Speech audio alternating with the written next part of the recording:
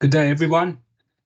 Welcome to Lecture 2 of Cricket South Africa's Level 1 umpiring course, brought to you by Western Province Cricket Umpires Association. My name is Tom Mokorosi. My co-presenter and I, Abdullah Steenkamp, will be taking you through laws 6 through to 11 this evening. Just a reminder of the meeting protocols. Your microphones and cameras are currently deactivated. We will reactivate them when the question and answer sessions start after Abdullah and I have presented. Questions will be taken at the end of the presentation, but you can write down your question in the meeting chat box during the presentation so as not to forget your question. Please keep the questions related to the content presented in today's lecture. When the Q&A session starts, we will go through the questions in the chat box first, and then afterwards, if you still have any questions, you may raise your virtual hand and turn on your microphone and your camera if you wish when prompted to ask your question. We might go over time during the Q&A session. We look to present for an hour and a half and then have a Q&A session for 30 minutes. If we do go over time, you are welcome to leave at any time. But if you don't get to ask your question, make sure you post it in the chat box and we will answer it. Then you can watch it on YouTube. The lecture is being recorded and will be uploaded by tomorrow morning, 9 a.m. South African time. I will send you all the link. But of course, if you are a subscriber to our YouTube channel and you have the notification switched on, then you will receive an email to tell you exactly when that latest video is uploaded. It might be uploaded tonight, but I will only send the link tomorrow morning. Moving on to our laws for this evening. As mentioned, we'll be covering laws 6, 7, 8, 9, 10, 11. I will do the first 3 and Abdullah will do 9, 10, and 11. Law 6 is the pitch. This is what we all know that the game of cricket is played on. Let us see the law definition and some of the measurements of the pitch. The pitch is a rectangular area of the ground, 22 yards or 20.12 meters in length from the bowling crease to the bowling crease. Okay, and we will talk about creases in the next law. And we will know all the names of the creases as well as the measurements of those creases. For the pitch, we need to know that the length is 20.12 meters. And in your exam, what you will find with all the measurements is when there are multiple choice questions, the measurements are given in meters and in yards or meters and in feet. So you can remember either the yards or the meters. But of course, in South Africa, our measuring tapes are in meters. So I do prefer that Western Province umpires or all South African umpires remember the meter measurements of creases and the pitch. What is the width of the pitch? 3.05 meters. And you will find that there is a distinct line between the end of the pitch and the start of the outfield. We will see that clearly in a picture later. There are the bowling creases, and measured from the middle stump, they are 1.52 meters away from the middle stump on each end. That is the width of the pitch. Selection and preparation of the pitch. Before the match, the ground authority shall be responsible for the selection and preparation of the pitch. During the match, the umpires shall control its use and maintenance.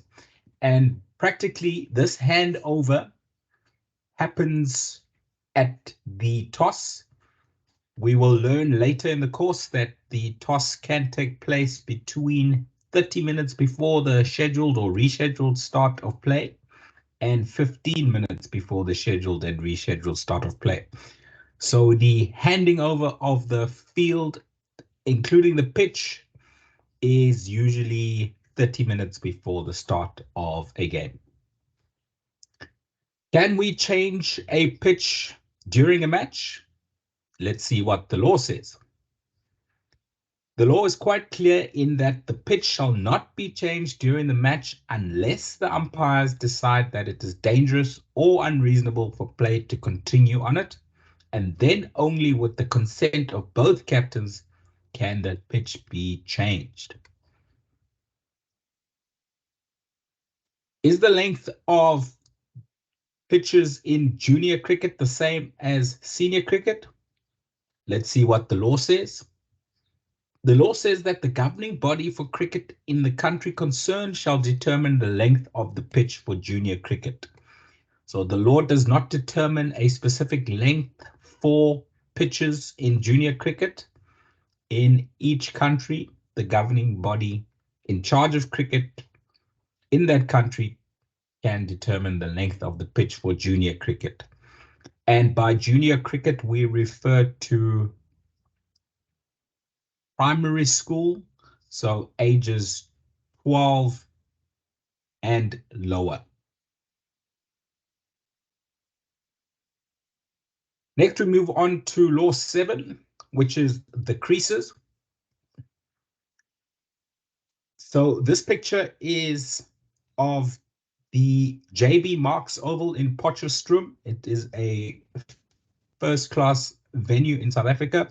Also has hosted a test match or two over the years. As mentioned, before we get to the creases, in terms of the width of the pitch, you can see the cut on either side of the creases, about 20 centimeters wide of the creases, ends the pitch and starts the rest of the square and eventually the outfield. So that is your width of a pitch, 3.05 centimeters. But let's talk about the creases. Quite clearly marked here. And also what we do have is wide line guidelines in limited over cricket.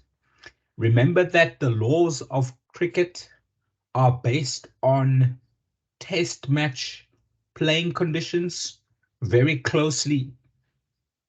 And if you have watched a test match recently, you will have noticed that there are no wide line guidelines. And so they are not in your law book and are also not examined in Cricket South Africa's level 1 exam. But the creases are definitely examined. So let's have a look at the names and the measurements of the creases. Let's start on the right-hand side of this diagram. We have the names. So out wide, we have the two return creases on either side of the stumps. And joining those two return creases is the bowling crease. And if you remember from the previous law, the length of the pitch is measured from bowling crease to bowling crease. There you see it down here, 20.12 meters or 22 yards.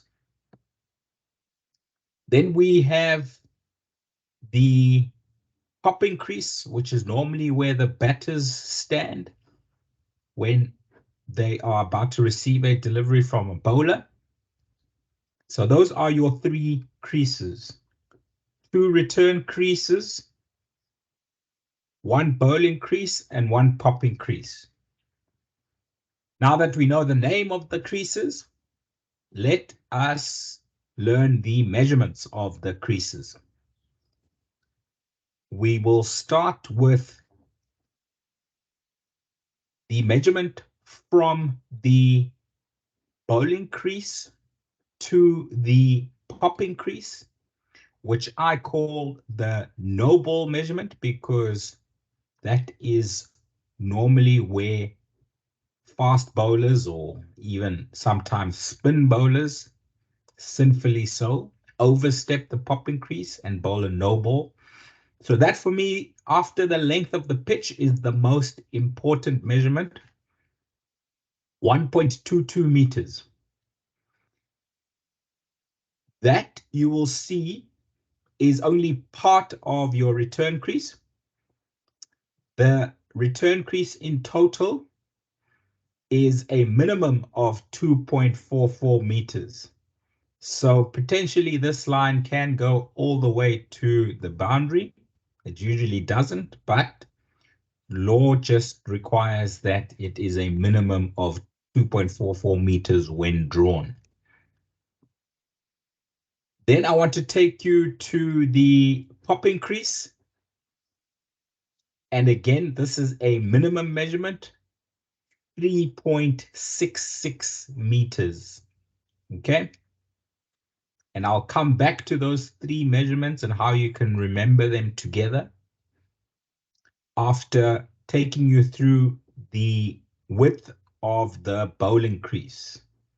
The bowling crease is between the two return creases, and here it is, 2.64 meters. What's important in the Level 1 Cricket South Africa umpiring exam is that you take careful note of the arrows that are pointing towards the edges of the creases. Sometimes you have an arrow from here, the inside edge of one return crease, to here, the middle stump. So that would not be the entire width of the bowling crease. It would be half the width of the bowling crease, which is 2.64 meters divided by 2, which is 1.32 meters. So just be careful of where the arrows are pointing in your exam. You will get a diagram. It will be missing names of creases. It will be missing measurements of creases. It will have arrows pointing from one edge of a crease to another edge of another crease, or it will be pointing from one edge of a crease to the middle stump. Make sure that you study the arrows carefully and remember your measurements. How do we remember the measurements of creases?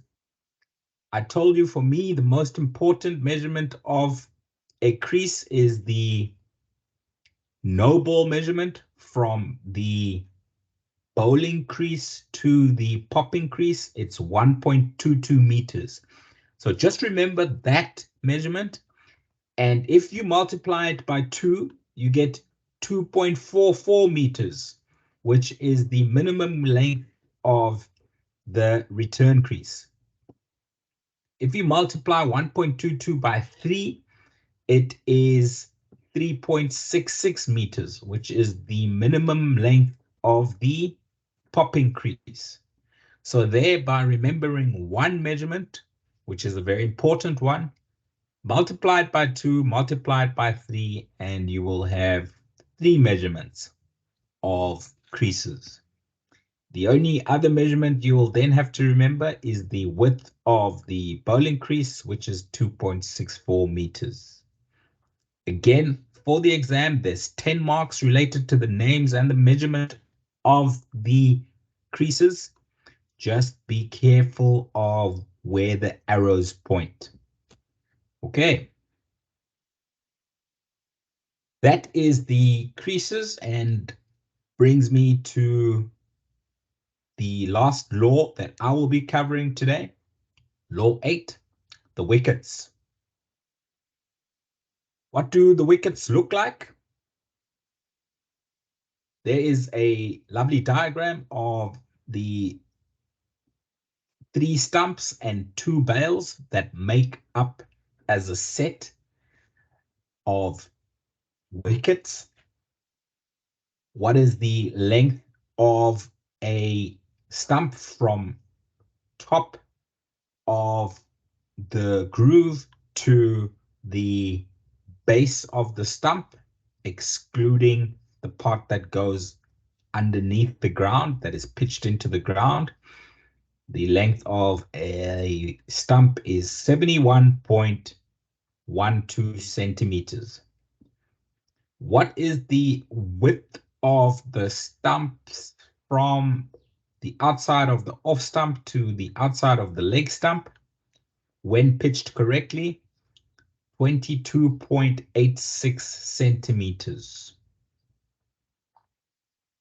A trick that we use, apart from measuring with a measuring tape, is that when stumps are correctly pitched, a men's-sized cricket ball that Abdullah spoke of on Monday should not go through any 2 stumps.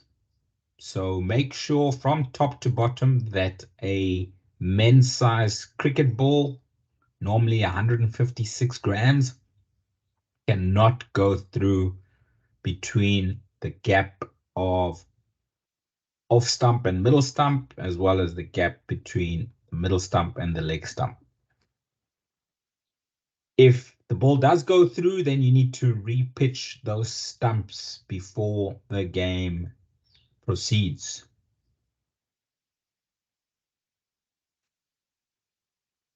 We've spoken about the stumps. Let's have a chat about the bails. The bails, when in position on top of the stumps, shall not project more than 1.27 centimeters above the stumps, and they shall fit between the stumps without forcing them out of the vertical. So sometimes you find as well, if stumps are pitched incorrectly and the bails are put on top, then the stumps are either looking like this or are looking like this. Okay, that is incorrect way of pitching the stumps. The stumps need to be perpendicular to the ground, and the bails should fit on comfortably on the grooves with no gaps as pictured in this diagram. Okay.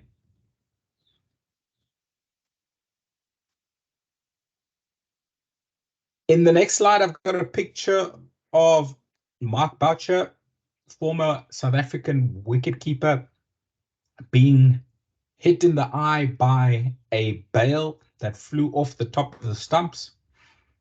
So after that incident, devices were made that would protect the player by limiting the distance that a bail can travel off the stumps. And these devices are to be used subject to the approval of the governing body for the match and that ground authority. In essence, I haven't seen them in real life, but it was pretty much just a string attached to the top of a stump and attached to a bail, so that when the bail is removed from the stump, it does not go further than the length of that string, which was probably about 30 centimeters. So that wouldn't get to Mark Boucher or any other wicket keeper when the bails fly off the top of the stumps. So that is what happened. Mark Boucher was standing up to the stumps and was not wearing a helmet, and that single bail coming off the top of the stumps into his eye ended his cricketing career, at least his playing career. As I'm sure you all know, he is now coaching cricket around the world. When do we dispense with the bells, and what happens when we do so? The law tells us that the umpires may agree to dispense with the use of bails if necessary, and usually it's necessary when there is strong winds prevailing and the bails keep falling off the top of one set of stumps or both. Law tells us that if the umpires so agree, then no bails shall be used at either end. So you can't just take off bails from one end that's problematic and leave bails on the other end. If you decide to take off bails, both sets of bails need to be taken off. And quite importantly, the use of bails shall be resumed as soon as conditions permit. So please take note of the wind, and once it dies down, then you as umpires should put the bails back on. What's also quite good for umpires to have is a set of heavy bails that will stay on longer on top of the stumps in windy conditions. Here in South Africa, we do have a store called Sportsman's Warehouse, which sells heavy bails. I'm afraid they're not sometimes heavy enough for the southeaster here in Cape Town, and definitely the heavy winds in Port Elizabeth or Gqeberha. But they are better than the light bails that most clubs use on their fields. That is my bit for this evening, short and sharp. Abdullah will take us through laws 9, 10, and 11, and I'll join you all later for questions and answers. Over to you, Abdullah. Thank you so much, Tom. Good evening to you and the rest of the attendees. So, Law 9 covers the preparation and the maintenance of the playing area. So, it covers the whole area inside the rope from the outfield to the square to the match pitch. So, we're now going to cover what is allowed to be done to the playing area after the game has started. Before the game started, the ground authority can prepare the outfield. The pitch can roll the pitch to his or her heart's content in getting the field and the pitch ready for the game. But once the game has started, the law guides us on exactly what can and what cannot be done to the playing area. So let's have a look at, once the game has started, what is allowed and what is not allowed. And again, to emphasize, the laws are covering more-day cricket. Example, test match cricket that spans over 5 days, over 2 innings. In South Africa, the provincial competition spans over 4 days. So the law covers more innings cricket. So when it comes to the pitch and the outfield, the law allows that once the game has started, excuse me, both the pitch and the outfield to be mown on each day of the match on which play is expected to take place, ground and weather conditions permitting. So I'll use a 5-day test match as an example. Let's say our test match starts on Monday. Monday's day number 1. It starts at 10 o'clock. So starts at 10 and let's say it ends at 5 o'clock. So now day 1 completed at 5 o'clock. So now day 2, the law now allows that both the pitch and the outfield to be mown on day 2 and day 3 and 4 and 5. The reason for this is the lawmakers are trying to keep the condition of the pitch and the outfield the same for both sides throughout the test match? Yes, I know, especially the pitch do deteriorate over the span of the test match over the 5 days, but the lawmakers will try to keep the pitch the same for both sides over the span of the 5 days. So now we know that the pitch and the outfield needs to be mown on day 2, 3, 4, and 5 if weather conditions permit. So when does this mowing take place? What is the timing of these mowings? First, let's cover the pitch. Law tell us, and again I highlighted in green, so there is a question in the exam based on the timing of mowing of the pitch. So mowing of the pitch to be completed not later than 30 minutes before the scheduled or rescheduled time for play to begin on that day, before any sweeping prior to rolling. I'll use an example to illustrate what the law is trying to say. So on day 2, play will start at 10 o'clock. So law tell us that before 9:30, the pitch needs to be mown. Mowing needs to be done before 9:30. So you can mow the pitch 9:25, 9:20, 9:15, 9:10. There's not an exact time to start. All the law tell us by 9:30, mowing of the pitch needs to be done if the game starts at 10 o'clock on day 2. Let's say the play starts only at 11 o'clock on day 2, let's say due to inclement weather.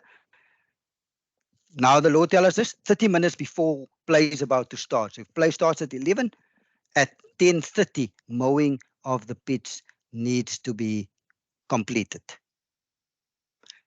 When it comes to mowing of the outfield, all the law tells us here is to be completed not later than 15 minutes before play is about to start. So if play starts at 10 o'clock, by 9:45, pitch needs to be, outfield needs to be mowed, done. So these are the timing of the mowing of the pitch and the outfield. And practically, how it works is, so in a test match, there are 4 umpires appointed to a test match because it's a televised game.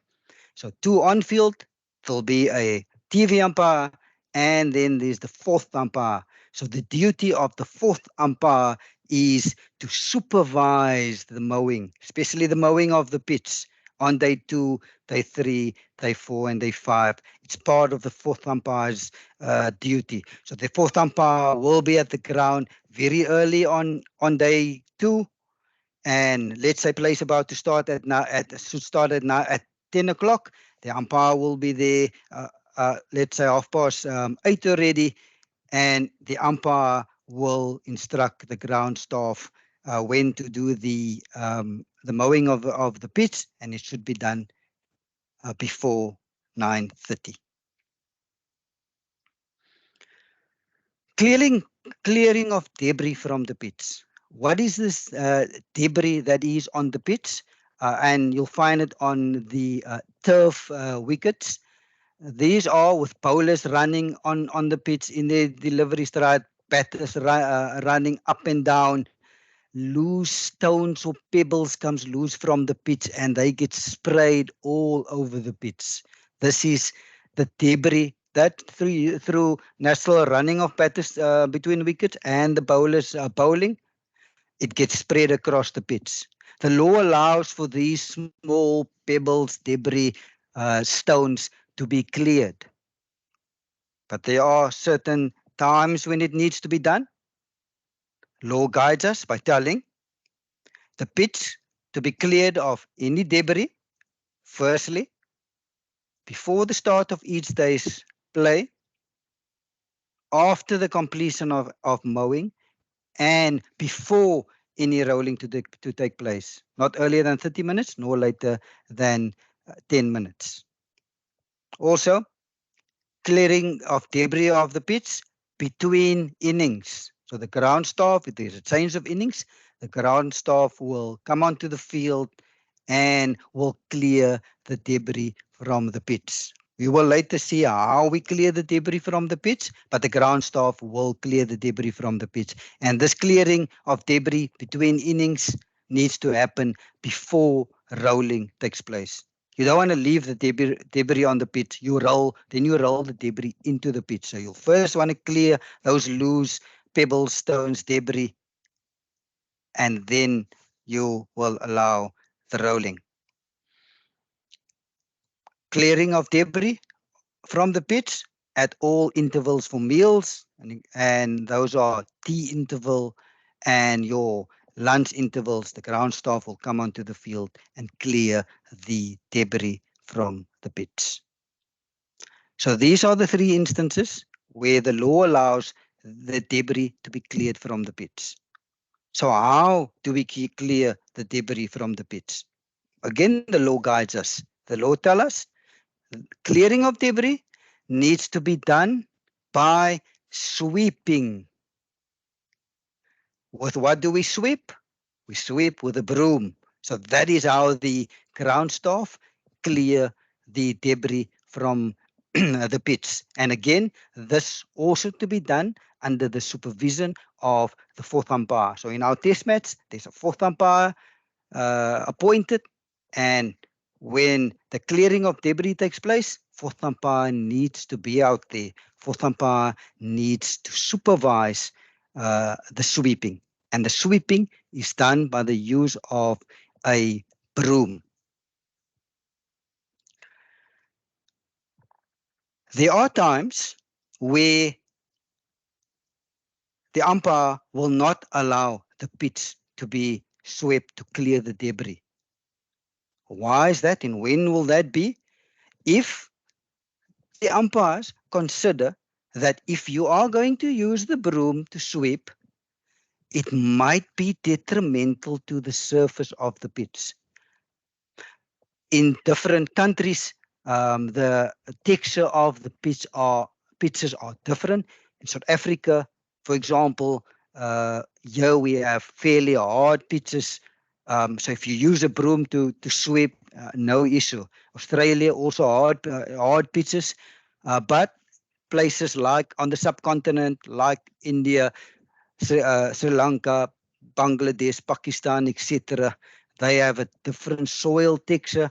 Sometimes the pitches are much more brittle than the hard pitches of South Africa and Australia. So if the umpires consider that, if you are going to use the broom and the pitch looks very brittle, if you're going to use the broom on it, it might damage the surface. You might take out huge chunks of the pitch. If that is the case, the umpires have the power to instruct the ground staff, please do not use the broom.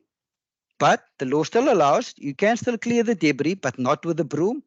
You then use, the ground staff needs to use their hand or hands to clear the debris from the pitch.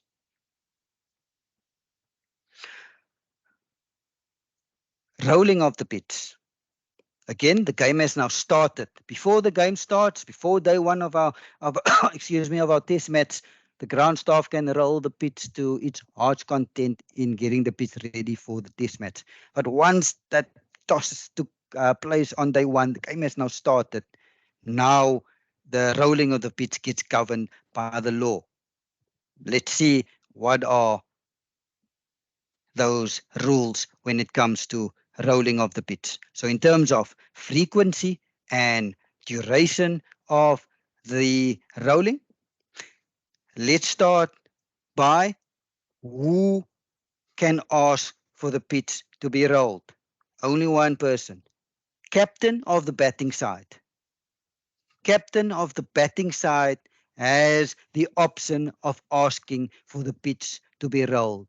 The option is available to the captain of the batting side The captain has a choice to exercise the option of rolling, does not have to exercise the option, but it's prerogative of the captain of the batting side if he or she wants rolling. Again, here the fourth umpire plays a crucial role in asking the captain of the batting side whether he or she wants rolling or not. And once I've done point number one, I'll give you an actual example of how it's done at test match level. So now we know who we need to ask whether he or she wants rolling or not. Captain of the current batting side at that stage. How long can rolling be done? Law tell us for not more than 7 minutes. Not more than 7 minutes. So can you roll for 5 minutes? Yes, you can roll for 5 minutes. Can you roll for 4 minutes? Yes, you can. Can you roll for 2 minutes? Of course you can. 1 minute? Yes, you can. All the law tell us not more than 7 minutes. So if you ask the batting captain if he or she wants rolling and they say yes, and the captain tells you I want 10 minutes, you're going to tell the captain no. The maximum is 7 minutes of rolling. So now we know who. We now also know how long. So when can this rolling take place once the game has started? Before the start of each innings, other than the first innings of the match, and before the start of each subsequent day's play. Let's use, I'll give you an example of the start of each innings. Let's say test matches between South Africa and India. South Africa wins the toss on day one and inform the captain that they will be batting. South Africa gets dismissed on day one, let's say at 2 o'clock. Now it is India's time to go bat. Now the law tell us. So before the start of India's innings, the batting captain has the option of rolling and for a period of not more than 7 minutes. So before the start of each innings. So that is now India's first innings. Let's say India gets dismissed in their first innings. Now on day 3, South Africa will now bat in their second innings. Again, batting captain has the option of rolling. South Africa now gets dismissed in their second innings on day 3, and on day 4, India will now bat in their second innings. Before the start of India's second innings, the batting captain will have the option of rolling for not more than 7 minutes. So that is before the start of each subsequent innings. And also, rolling to take place before the start of each subsequent day's play. So day 1, toss took place at 9:30, play started at 10. So the start of day 2, let's say play starts at 10 o'clock as well. So before the start of day 2, the batting captain at the time has the option of rolling the pitch for not more than 7 minutes. This same option is available to the batting captain at the start of day number 3. So whoever's batting at the start of day number 3, the option is there for the batting captain to roll. Similarly, day 4, and same principle apply to day 5. Before the start of each day's play, the batting captain at the time has the option of rolling and for not more than 7 minutes. So now we know the frequency and the duration. So in terms of the timing permitted for the rolling, I will give you an actual example of point number 1 when I get to the next slide, where you'll see a picture of different type of rollers. So when it comes to timing of the permitted rolling, so law tell us that rolling permitted before play begins on each subsequent day, there's a window period for that rolling to take place. What is that window period? Not more than 30 minutes and not less than 10 minutes before play is about to start. I'll give an example to illustrate this window period. Let's say on day 2, play is to start at 10 o'clock. So the window period for rolling to take place on day 2 is from 9:30 till 9:50. That is the window period. 9:50 is the latest that rolling can start. Sometimes the captain wants to delay rolling a bit. 99% of the time, rolling will captain will ask for rolling, and we'll ask the ground staff to roll at 9:30. But there is a window period. 20-minute window period. If play is supposed to start at 10, that window period is from 9:30 till 9:10. And that window period is there on day 2, day 3, day 4, depending on one's play is about to start. Let's say on day number 4, play can only start on at 11:30. What is the window period then for rolling to take place? So due to inclement weather, play can only start at 11:30. So that window period now is from 11 until 11:20. That is the window period, a 20-minute window period. I mentioned earlier, and just to refresh our memories with regards to the frequency and the duration, we said that once the game has started, the batting captain at the time has the option to exercise rolling for a period of not more than 7 minutes before the start of each innings and before the start of each subsequent day's play. So let's use an example how this actually happens in a test match. So let's use the change of innings as an example first, and then we'll go to this before the start of the day's play. So in our test match, India versus South Africa. So South Africa bats first, and let's say gets dismissed for 250 at 2 o'clock on day 1.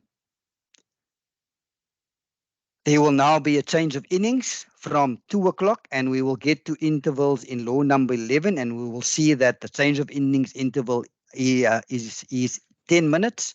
So at 2 o'clock, South Africa gets dismissed. There will be a change of innings for 10 minutes. At 14:10, India will come out to bat in their first innings. So now as soon as the South Africa gets dismissed, you will now go to the batting captain, who is actually on the field at the time. So usually practically what we'll do is, once the 9th wicket falls, we will give the fielding captain a heads up. We'll say, Captain, the batting side is 9 wickets down, so you should go in soon. Start thinking about the roller in the meantime and how long. And then we'll also tell the fielding captain at the time, there are 3 rollers available. There's a hand roller, which is top left-hand corner. There's a medium roller, which is top bottom left. And then there's the big roller. Captain will then, let's say, tells you, Tom, I want the big roller. And you ask how long? Big roller for 7 minutes. So on-field umpires will then go on the radio informing the 4th umpire, batting captain wants big roller for 7 minutes. The 4th umpire will then in turn inform the ground staff. So that is when there's a change of innings. When it comes to the pitch to be rolled on the morning of day 2, day 3, day 4, I've mentioned that there's a window period for that rolling to take place. If the play is supposed to start at 10 o'clock, that window period is from 9:30 until 9:50. So what will happen is the 4th umpire again will go to the batting captain at the morning, whoever's batting at the morning of day number 2, Let's say India is batting at the time. South Africa will then go to the Indian captain. The fourth umpire will go to the Indian captain. Usually, let's say the teams are there early, umpires are there early. Let's say at 8:30, fourth umpire will go to the batting captain at the time, asking the batting captain, do you want rolling? Yes or no? If yes, which roller and how long? The batting captain at the time will then say, yes, I want rolling, but I want a medium roller and I only want rolling for 5 minutes. You say, thank you. You will then inform the ground staff that, yes, they want rolling, the batting time wants rolling. They want the medium roller for 5 minutes. And the fourth umpire needs to supervise that rolling. So once the rolling can take any place, anytime from 9:30 till 9:50, but usually we try to get it done as soon as possible. So you cannot do it before 9:30. So you need to wait till 9:30. So as soon as the fourth umpire's watch strikes 9:30, he or she will instruct the ground authority to start using the medium roller for 5 minutes. Are you allowed to water the pitch during the game? So the game has now started.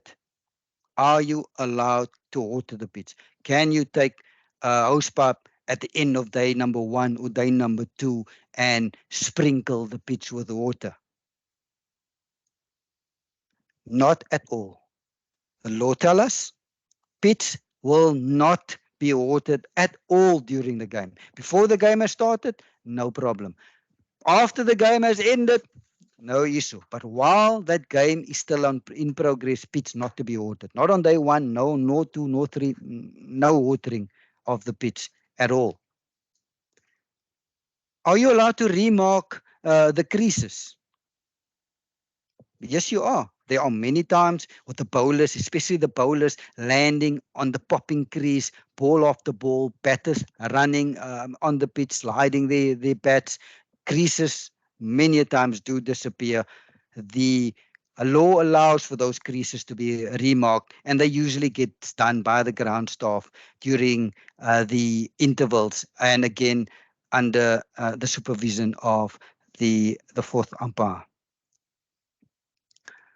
Are you allowed to maintain the footholds while the game is ongoing? So what are these footholds? You'll find bowlers landing or putting their front foot on the same place over after over after over. Different bowlers landing in more or less the same place, and many a times footholds starts appearing. Are you allowed to maintain those footholds, to fix those footholds? Of course you are.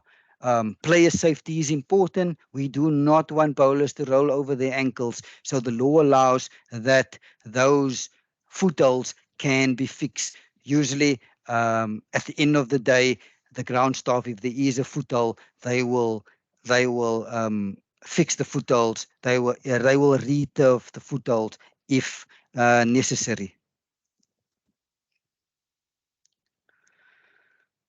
Also, again, I said player safety is important. Bowlers should feel secure when they put their front foot down upon landing, especially the fast bowlers. Again, the law allows for those footholds, those landings to be secured, and if need be, we will umpires allow sawdust to be used to be thrown on where those front foot lands. So you are allowed to do it.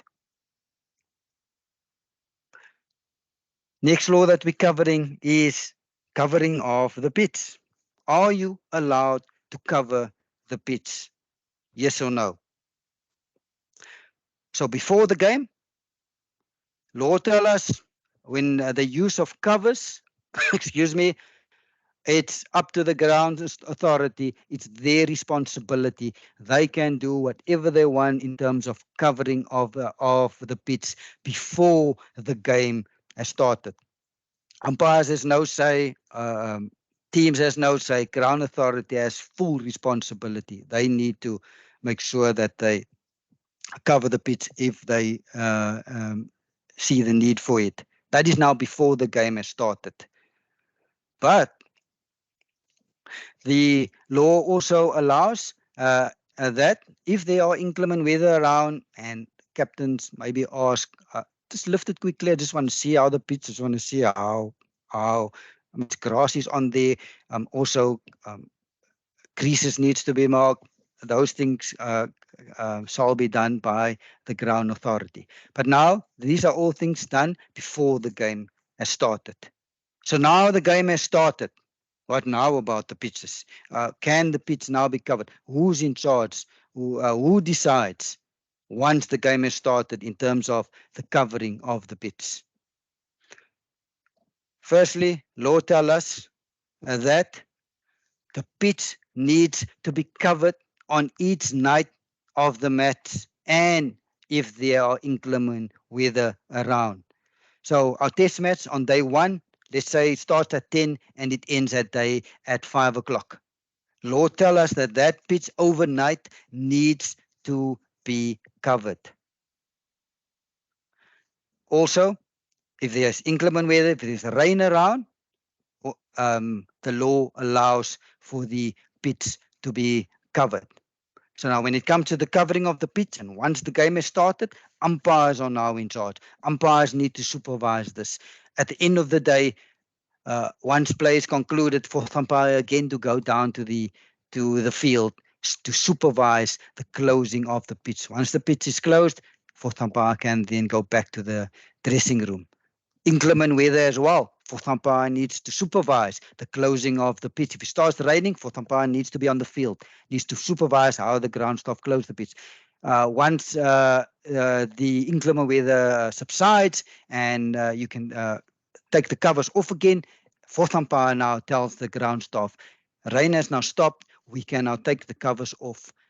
The ground staff will go on the instructions of the fourth umpire. So fourth umpire in charge of covering of the pitch once the game has started. So when it comes to covering of the pitch, the law allows for the whole pitch to be covered, the whole match pitch to be covered, and also a minimum of 1.22 meters beyond at each end. Law allows for that whole pitch, and it can be a bit longer. This is what the law say. Bowlers run-ups as well, where possible, can also be covered.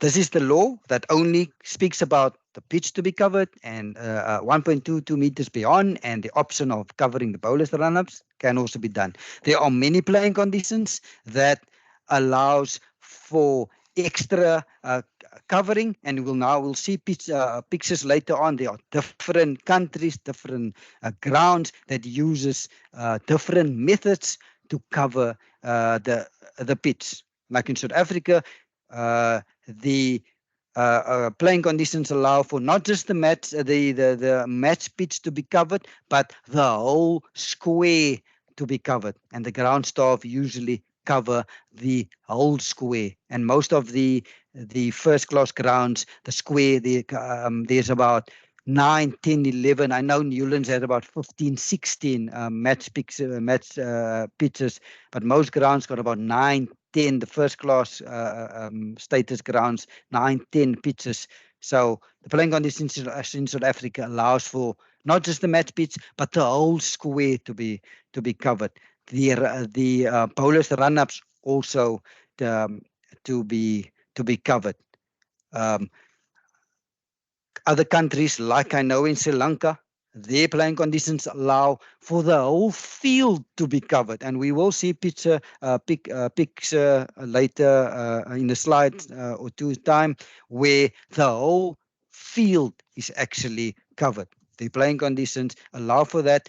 They do have reasons why the whole field needs to be covered. The drainage is not as good as maybe a ground like the Wanderers, who I think is one of the best drainage systems in the world. Similarly, Wanderers Newlands, Super Sport Park here in South Africa, they are Durban as well. Or most of our the provincial grounds in South Africa has very good drainage.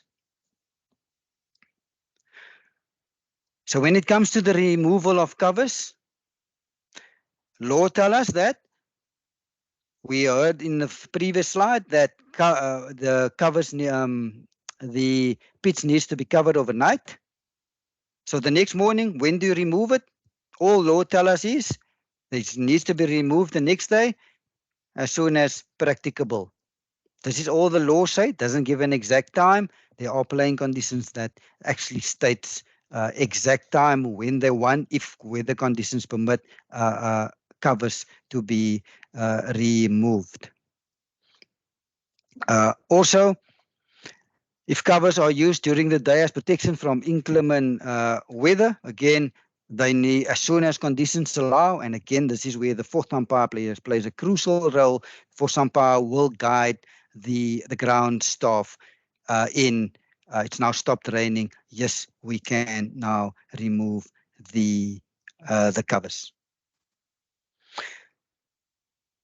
This is Trent Bridge in England, and this is an example of a cover that is used in England. There's a video that I'm going to play. Just give me a few seconds, and I'll play the video for us, and we can see how the pitch gets covered in England. This is the scene at Trent Bridge, Nottingham. Second day, game between Nottinghamshire and Durham. Then last week, started to rain. Special cover being brought into play. Brought to the centre to cover the wicket.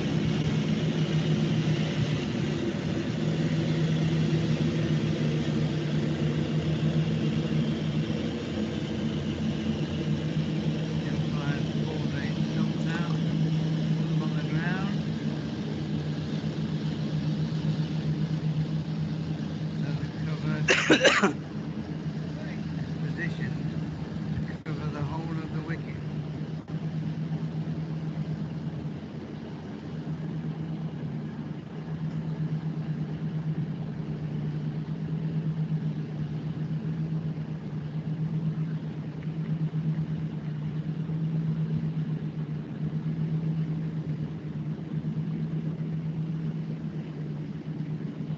Although it's daytime, the lights are on. It just assists the batsman's view a little.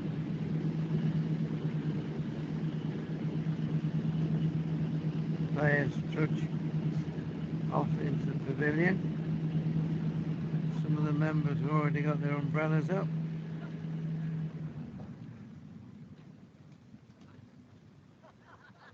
So this is rather a disconsolate scene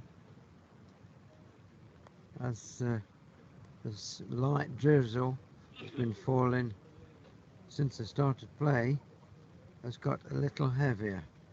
We all hope that it won't last for very long. So this is that's the county hall with a green roof, the headquarters of the Nottinghamshire County Council, and over there is the world renowned, as it said on it, Trent Bridge Inn.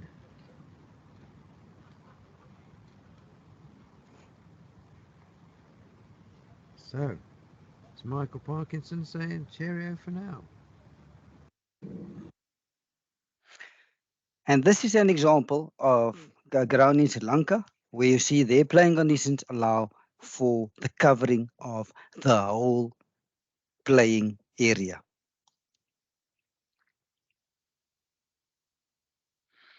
The last law that I'm covering for this evening is intervals. So what is an interval? The following shall be classified as scheduled intervals. Scheduled intervals are intervals that are decided before the game has started. Usually the governing body of cricket for that particular competition, they set out the scheduled intervals, but they are scheduled, i.e. decided before the game has started. Firstly, period between close of play on day 1 and the start of the next day's play. That is seen as a scheduled interval. Example, our test match, day 1 started at 10, finishes at 5 o'clock.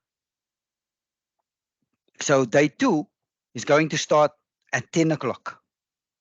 So the law tells us, so that period between 5 o'clock on day 1 and 10 o'clock the morning of day 2, that period is seen as a scheduled interval according to the law. Interval between innings, also seen as scheduled interval according to the law. Interval for meals, scheduled intervals.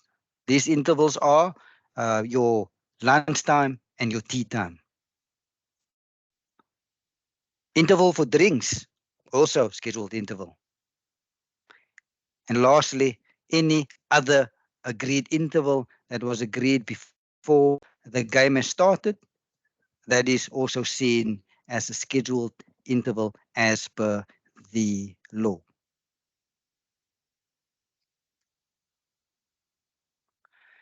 So what is the duration of these intervals? So I mentioned earlier that the governing body of cricket for that particular competition decides on the duration of these intervals. And let's use our test match as an example. There, the International Cricket Council decided that for test match cricket, the duration of the intervals will be as follows. For your lunch interval, 40 minutes. Tea interval, 20 minutes. Drinks interval, 4 minutes. Change of innings interval is 10 minutes, but you'll see later on in the slide, the law actually tells us change of innings is 10 minutes. So governing body decides on the length of these intervals. So the law don't tell us how long your interval should be. They leave that up to the governing body, and the ICC, as set lunch and tea to be 40 and 20 minutes respectively. All the law tells us is that from the moment the session ends, let's use lunch as an example. So at the end of your first session, it will be lunch. So at the call of time, and when play will resume at the start of the second innings, that duration must be 40 minutes. I'll use an example to illustrate what the law is telling us. Our test match, let's say day 1 started at 10. We know test matches has 2-hour sessions. So first session will be from 10 until 12 o'clock. And I just mentioned, the ICC said 40 minutes lunch, 20 minutes tea. So we'll have 10 till 12, we'll have a 40-minute lunch. Then we'll have a second session of 2 hours, 12:40 till 14:40. We'll have a 20-minute tea interval from 14:40 till 3 o'clock.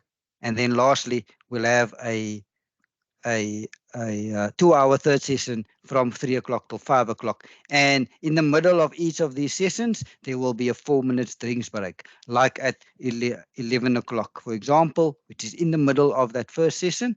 That's where we'll have a 4-minute drinks break. So all the law tells us is that they want that interval to be 40 minutes. So our session on day 1 started at 10. Let's say you call time, the end of the over is 12 o'clock. You call time, and players are now, you call time, over, you call over, time, and lunch. You look at your watch, it's now 12 o'clock. When must the first ball be bowled? 40 minutes later at 12:40. It's not always the case that you come off at exactly 12 o'clock, because we'll see in later laws that there are times where, let's say at 11:58, the over starts. Now you get to 12 o'clock and you've only bowled 3 balls. Do you go off seeing that it's 12 o'clock? You'll see now the law tells us no. you don't go off. You need to finish the over, unless there's one or two things that can happen. Let's say it rains or a wicket falls, but we'll cover that in later laws. But if you get to 12 o'clock and you've only bowled 3 balls of the over, you don't go for lunch. You need to complete that over. And let's say the over finishes at 12:03.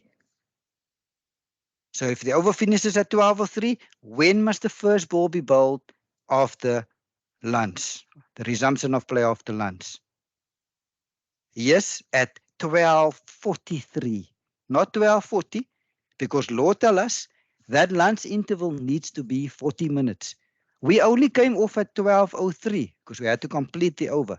So seeing that we only came off at 12:03, we need to enjoy our 40-minute lunch. And believe you me, from an umpiring point of view, those extra minute or two, very crucial. You take your extra minute or two if you can keep your feet up. So if we come off at 12:03, first ball needs to be bowled at 12:43. So practically what we'll do is, and how we'll make that possible, we will take the field 5 minutes before the time. So umpires will walk onto the field at 12:38. Fielding side will then follow, and then batters will follow. And the reason for walking out 5 minutes before the time is to make sure that the first ball gets bowled at 12:43, 40 minutes later. Last example is, let's say at 11:58, a wicket falls, and we're going to cover that. So if a wicket falls with less than 3 minutes to go to your lunchtime, we will take lunchtime. So now the wicket fell at 11:58. So now, because it's less than 3 minutes to go to lunch, we now need to take lunch. So now we call, because the wicket fell, we'll say, guys, it's now time and lunch. Wicket fell at 11:58. When will play restart after lunch? When must that first ball be bowled? Correct, at 11:38. Because we went off at 11:58. We now need to bowl that first ball after lunch at 12:38. Earlier I mentioned one of the scheduled intervals is an interval between innings, and the law tells us that interval is always 10 minutes.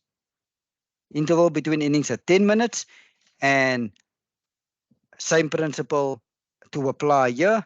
As soon as that last wicket falls, let's say the 10th wicket falls at 11:04, there will now be a change of innings.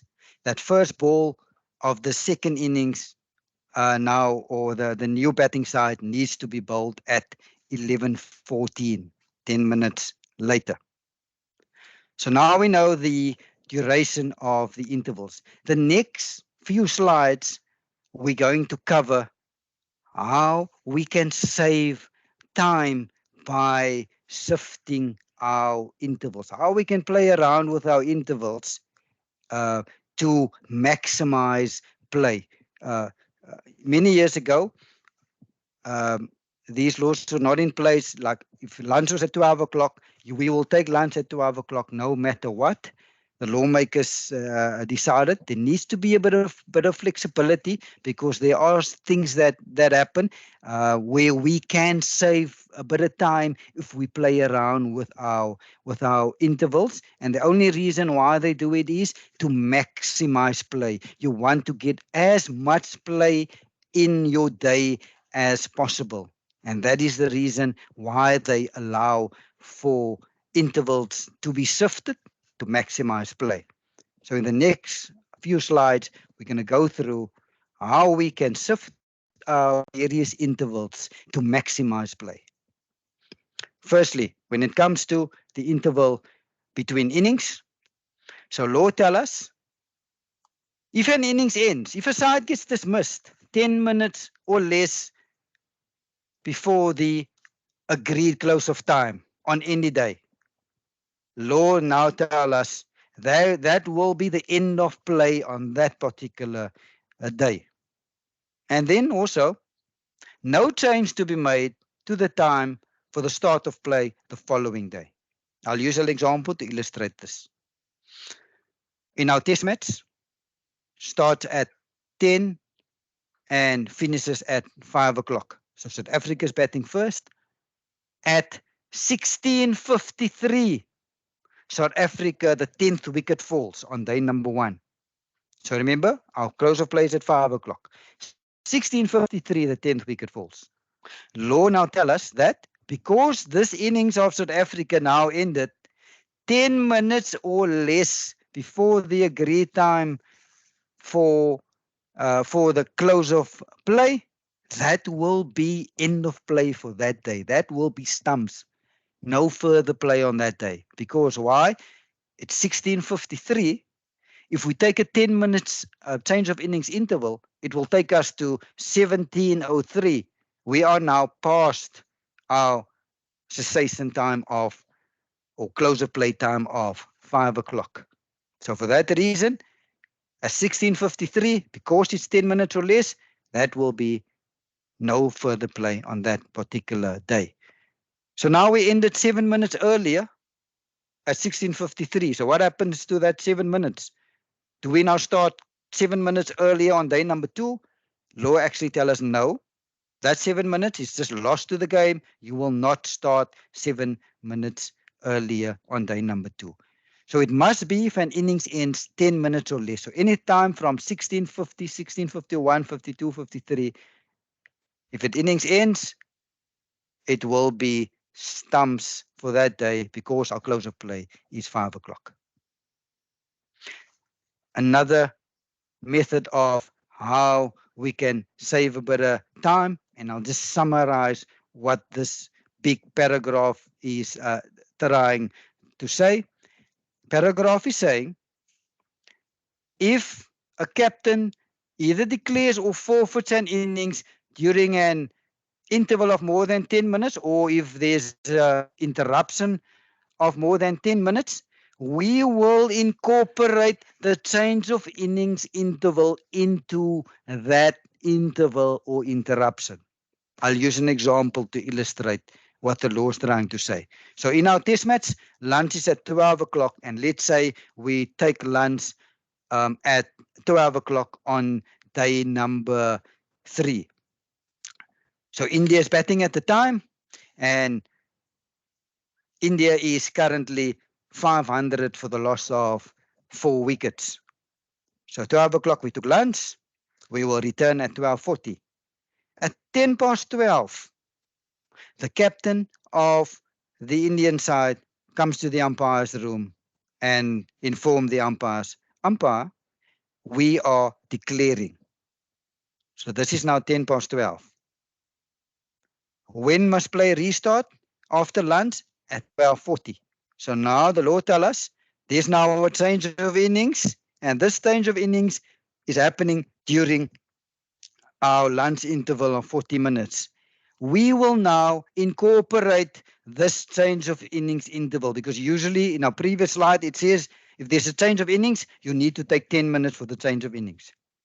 Now there's no need to take a 10-minute change of innings, because we can now, everyone is off the field, it's lunchtime, we now incorporate that 10-minute change of innings into our lunch, under our lunch break. So practically what we'll do is, after the Indian captain informed us of declaring, we will then go to we will ask the fourth umpire to go to the South African change room to inform the South African captain that there's been a declaration, and after lunch, the South Africa, they then need to come out to bat. The fourth umpire will then also ask the captain of South Africa, seeing that they now going to bat after lunch, do you want rolling? If yes, which roller? The hand, the medium, or the big? And how long you want rolling? And that message, the answer to those questions will then be relayed to the ground staff, and the fourth umpire needs to supervise the rolling.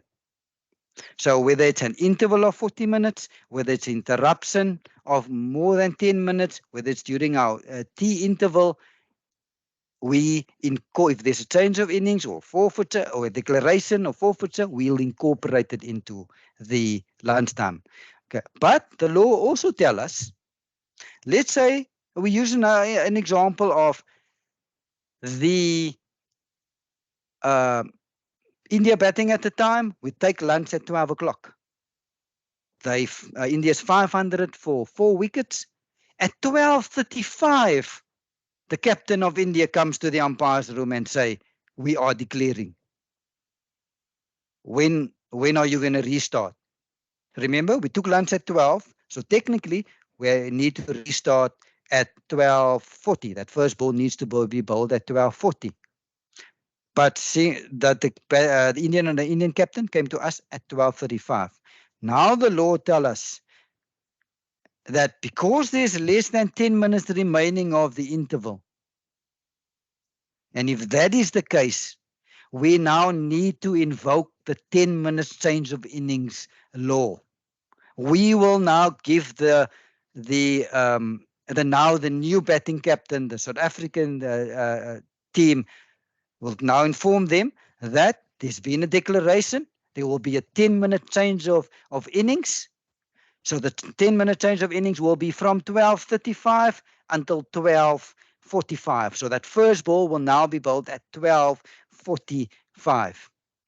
We need this 10-minute change of innings. Why do we need this? We need to be fair on the now batting side because openers now needs to pair up. Also, what crucially needs also to happen, rolling needs to take place. So the batting captain has the option, has the prerogatives for rolling. If the batting captain wants to exercise that rolling, batting captain can.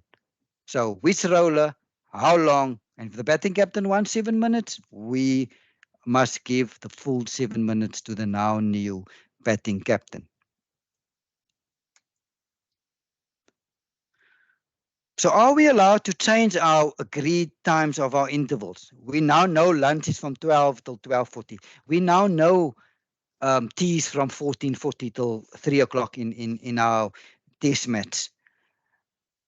The law only allows us to tinker with changing our times for our intervals if due to inclement weather or exceptional circumstances, but 99% is inclement weather.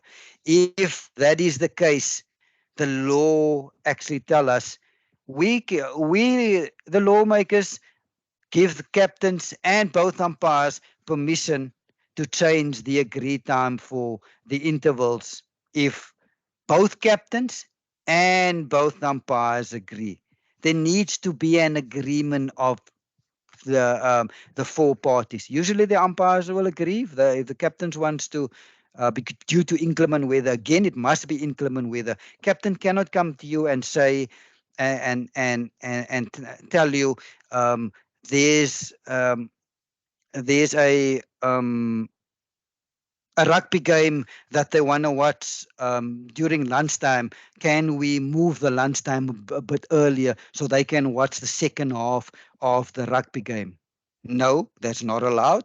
The law allows for intervals to be shifted, but only through inclement weather or in very, very exceptional circumstances. So we need our two umpires to agree and both captains. If there's no agreement, intervals will then stay at the agreed time. There must be an agreement. Let's say we get to 11:40 and it starts to rain and lunch is at 12 o'clock. For lunch to be shifted earlier, both captains and both umpires needs to agree. If both captains agree, we can take an early lunch at 11:40. If one captain say, no, I don't want to take an early lunch, I want lunch to be at the agreed time, no problem. Because there's no agreement, we must take lunch at 12:40. So that's what point number 4 is saying. You can change it, but you need the agreement of both captains and umpires. So this is at any time changing the lunch in a tea interval. But there are specific instances where the law actually tell us if these things happen, you need to shift your lunch or your tea interval, and we'll get to those examples now, and we'll start with our lunch interval. Firstly, the law tells us if the following happens. If an innings ends when 10 minutes or less remains before the agreed time for lunch, that lunch interval shall be taken immediately. Yes, our lunch is at 12 o'clock.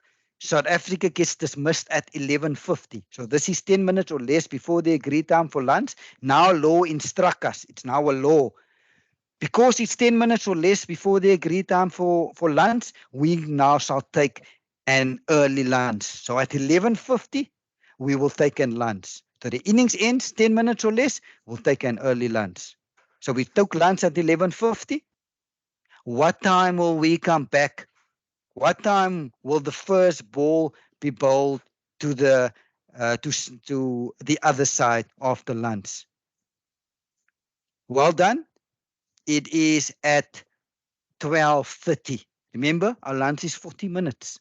So seeing that we came off the field at 11:50, we took an early lunch. We then lunch will then be from 11:30, and that first ball after lunch to the new batting side needs to be bowled at 12:30. So anytime if an innings ends 10 minutes or less, let's say India gets bowled out at 11:56, what do? Because this is 10 minutes or less to lunch, we will take an early lunch.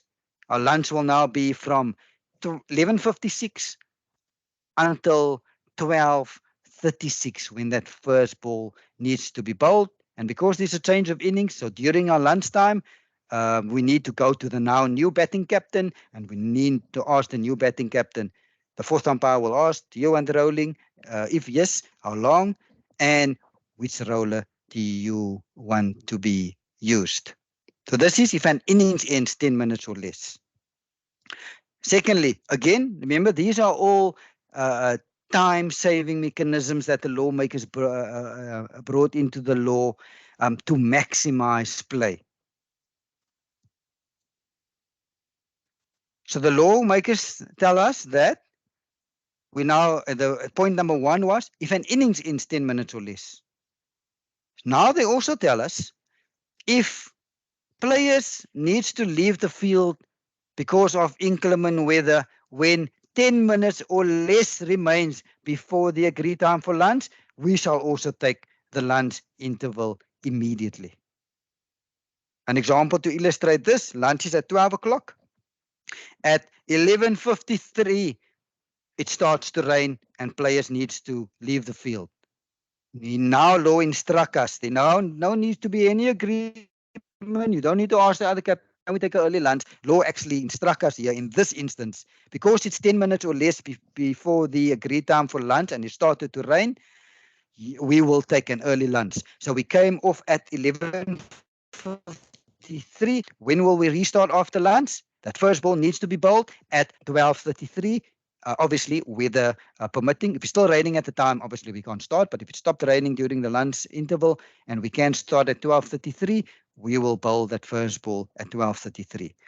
So these are two instances where the law guides us when it comes to lunch. When an innings ends 10 minutes or less, or when it rains 10 minutes or less, we will take an early lunch. So now when it comes, this is now lunch. So now we're going to shift our focus to tea. So when it comes to the tea interval, so here the first point tells us that if an innings ends 30 minutes or less before the agreed time for tea, we will then take the tea interval immediately. So we'll apply the same principle as we did to the lunch, but the big difference, or the only difference here is, whereas lunch said if an innings ends 10 minutes or less, when it comes to the tea interval, if an innings ends 30 minutes or less before the agreed time for tea, we will take the tea interval immediately. We will then, just as we incorporated the 10-minute change of innings interval into our lunchtime in the previous examples, we will now incorporate our 10 minutes interval, change of innings interval into the T.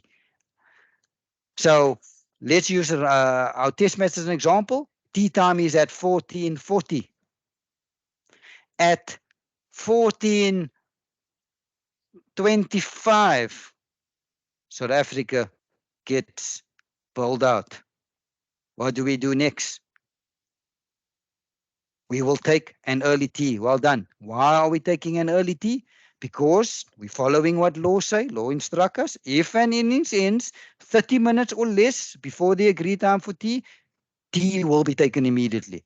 Because tea's at 14:40, South Africa was dismissed at 14:25. This is 15 minutes to go until tea. So this is less than 30 minutes. We will now take an early tea. So tea time will be from 14:25. And when must that first ball be bowled? At 14:45. And we will include the 10-minute change of innings interval into the T interval. We'll go to the now new batting captain, ask whether they want rolling or not, how long, and which roller. So that is if an innings ends 30 minutes or less. Point number 2, tell us when 30 minutes remains before the agreed time for the T interval, and an interval is already in progress, play need to restart 10 minutes or at the end of the 10-minute interval. It's an example to illustrate point number 2. So our tea time is at 14, is at 14:40. At 14:05, India gets dismissed. So now you look at your watch, you see it's 14:05. Now you ask your question, can we apply point number 1? Is this 30 minutes or less for tea? Because if it is, we can take an early tea. But this is not. It's 14:05. This is 35 minutes to go till tea. So we cannot invoke point number 1. So now the law tells us what point number 2 is trying to say is, because this is now 35 minutes to go, we will now take a 10-minute change of innings from 14:25 up until from 14:05 till 14:15, and we'll play till tea time.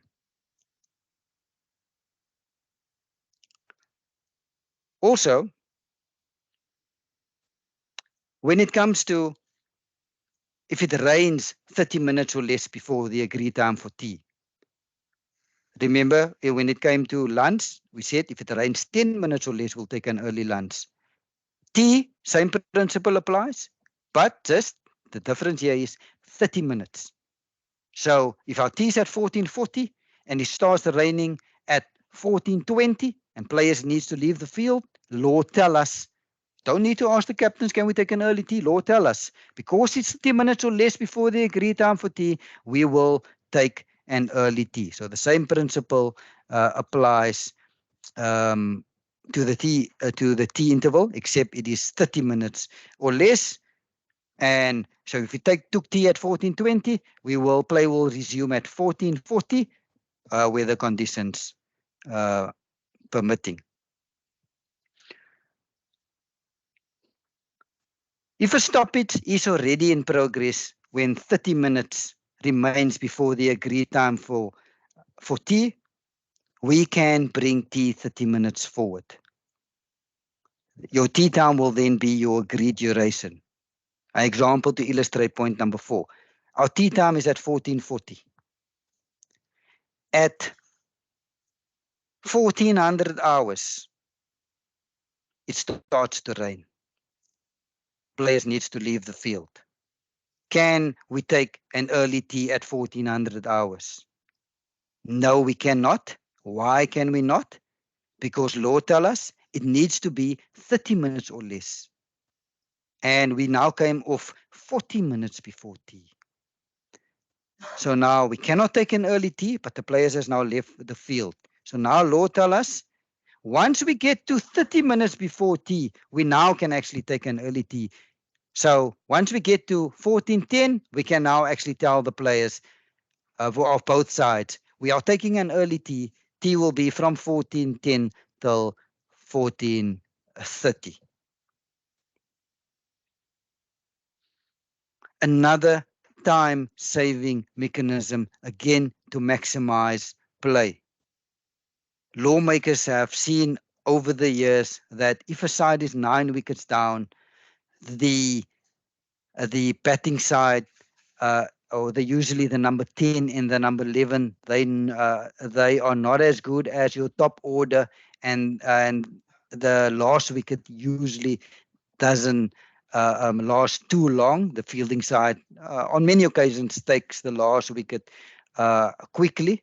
So again, to maximize time, the lawmakers decided that if a side is 9 wickets down at either your lunch or your tea interval, but they must be 9 wickets down. The side must be at 12 o'clock, let's say 200 for the loss of 9 wickets, or at tea time 14:40, 300 for the loss of 9 wickets. There must be 9 wickets down.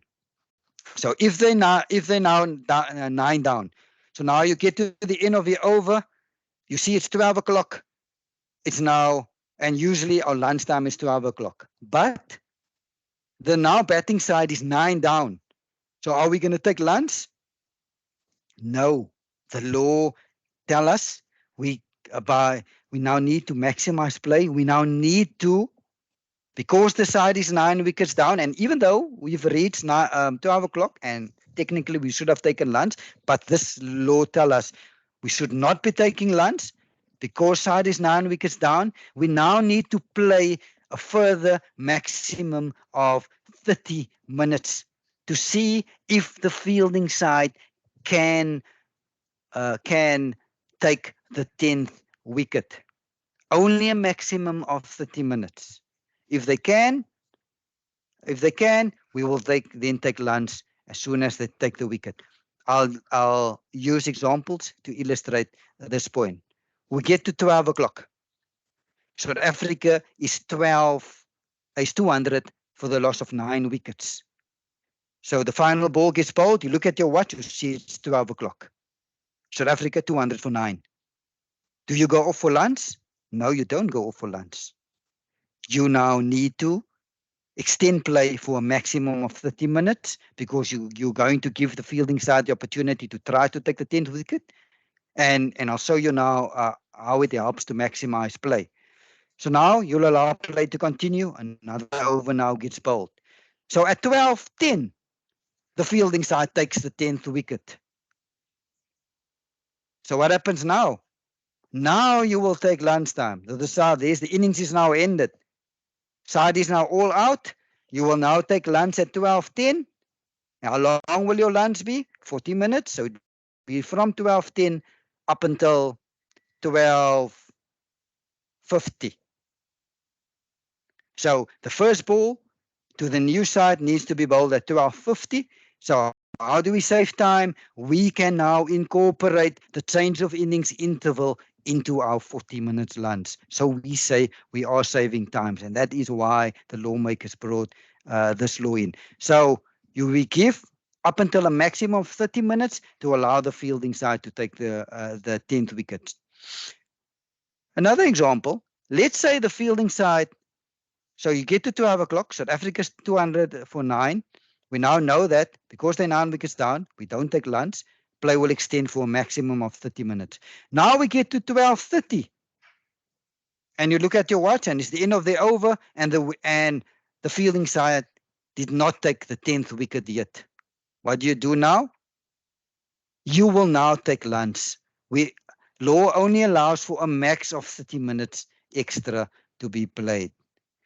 If the fielding side cannot take the wicket in that 10 minutes. When you get to, in that 30 minutes, when you get to 12:30, you now need to, at the end of the over, call overtime and lunch.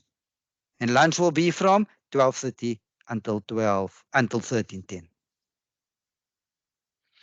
Final slide for the evening. Interval for drinks. Law guide us by just telling us, when it comes to the drinks intervals, not to exceed 5 minutes. That's all that the law tells us. At test match level, the drinks interval is 4 minutes, which is fine because it falls within the law. All the law tells us is what you can determine, or the governing body can determine the length of the drinks intervals, but it not to exceed 5 minutes. Point 2, another method to maximize play. Law tells us that if a wicket falls or a batter retires within 5 minutes of the agreed time for drinks, the drinks interval then to be taken immediately. I'll use an example to illustrate this. So in our test match, the drinks is at 11 o'clock. Let's say the morning session, test match level, they play hourly sessions. So from 10 till 12 is the session. In the middle, at 11 o'clock, is our drinks interval. So our drinks interval will be from 11 till 11:04. So now the law tells us, if a wicket falls within 5 minutes of 11 o'clock, so let's say at 10:56, a batter gets dismissed. What do? Law now tells us, you will take an early drinks. So drinks will now be from 10:56 till 11 o'clock for 4 minutes, because drinks is 4 minutes at test match level. Again, just to maximize time. You don't want to get to the scenario. Let's say a wicket falls at 11:58. Now a new batter needs to come in. Let's say the ball, the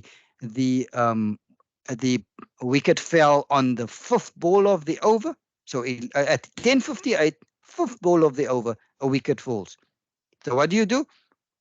Law tells us we'll take an early drinks break from 10:58 till 11:02.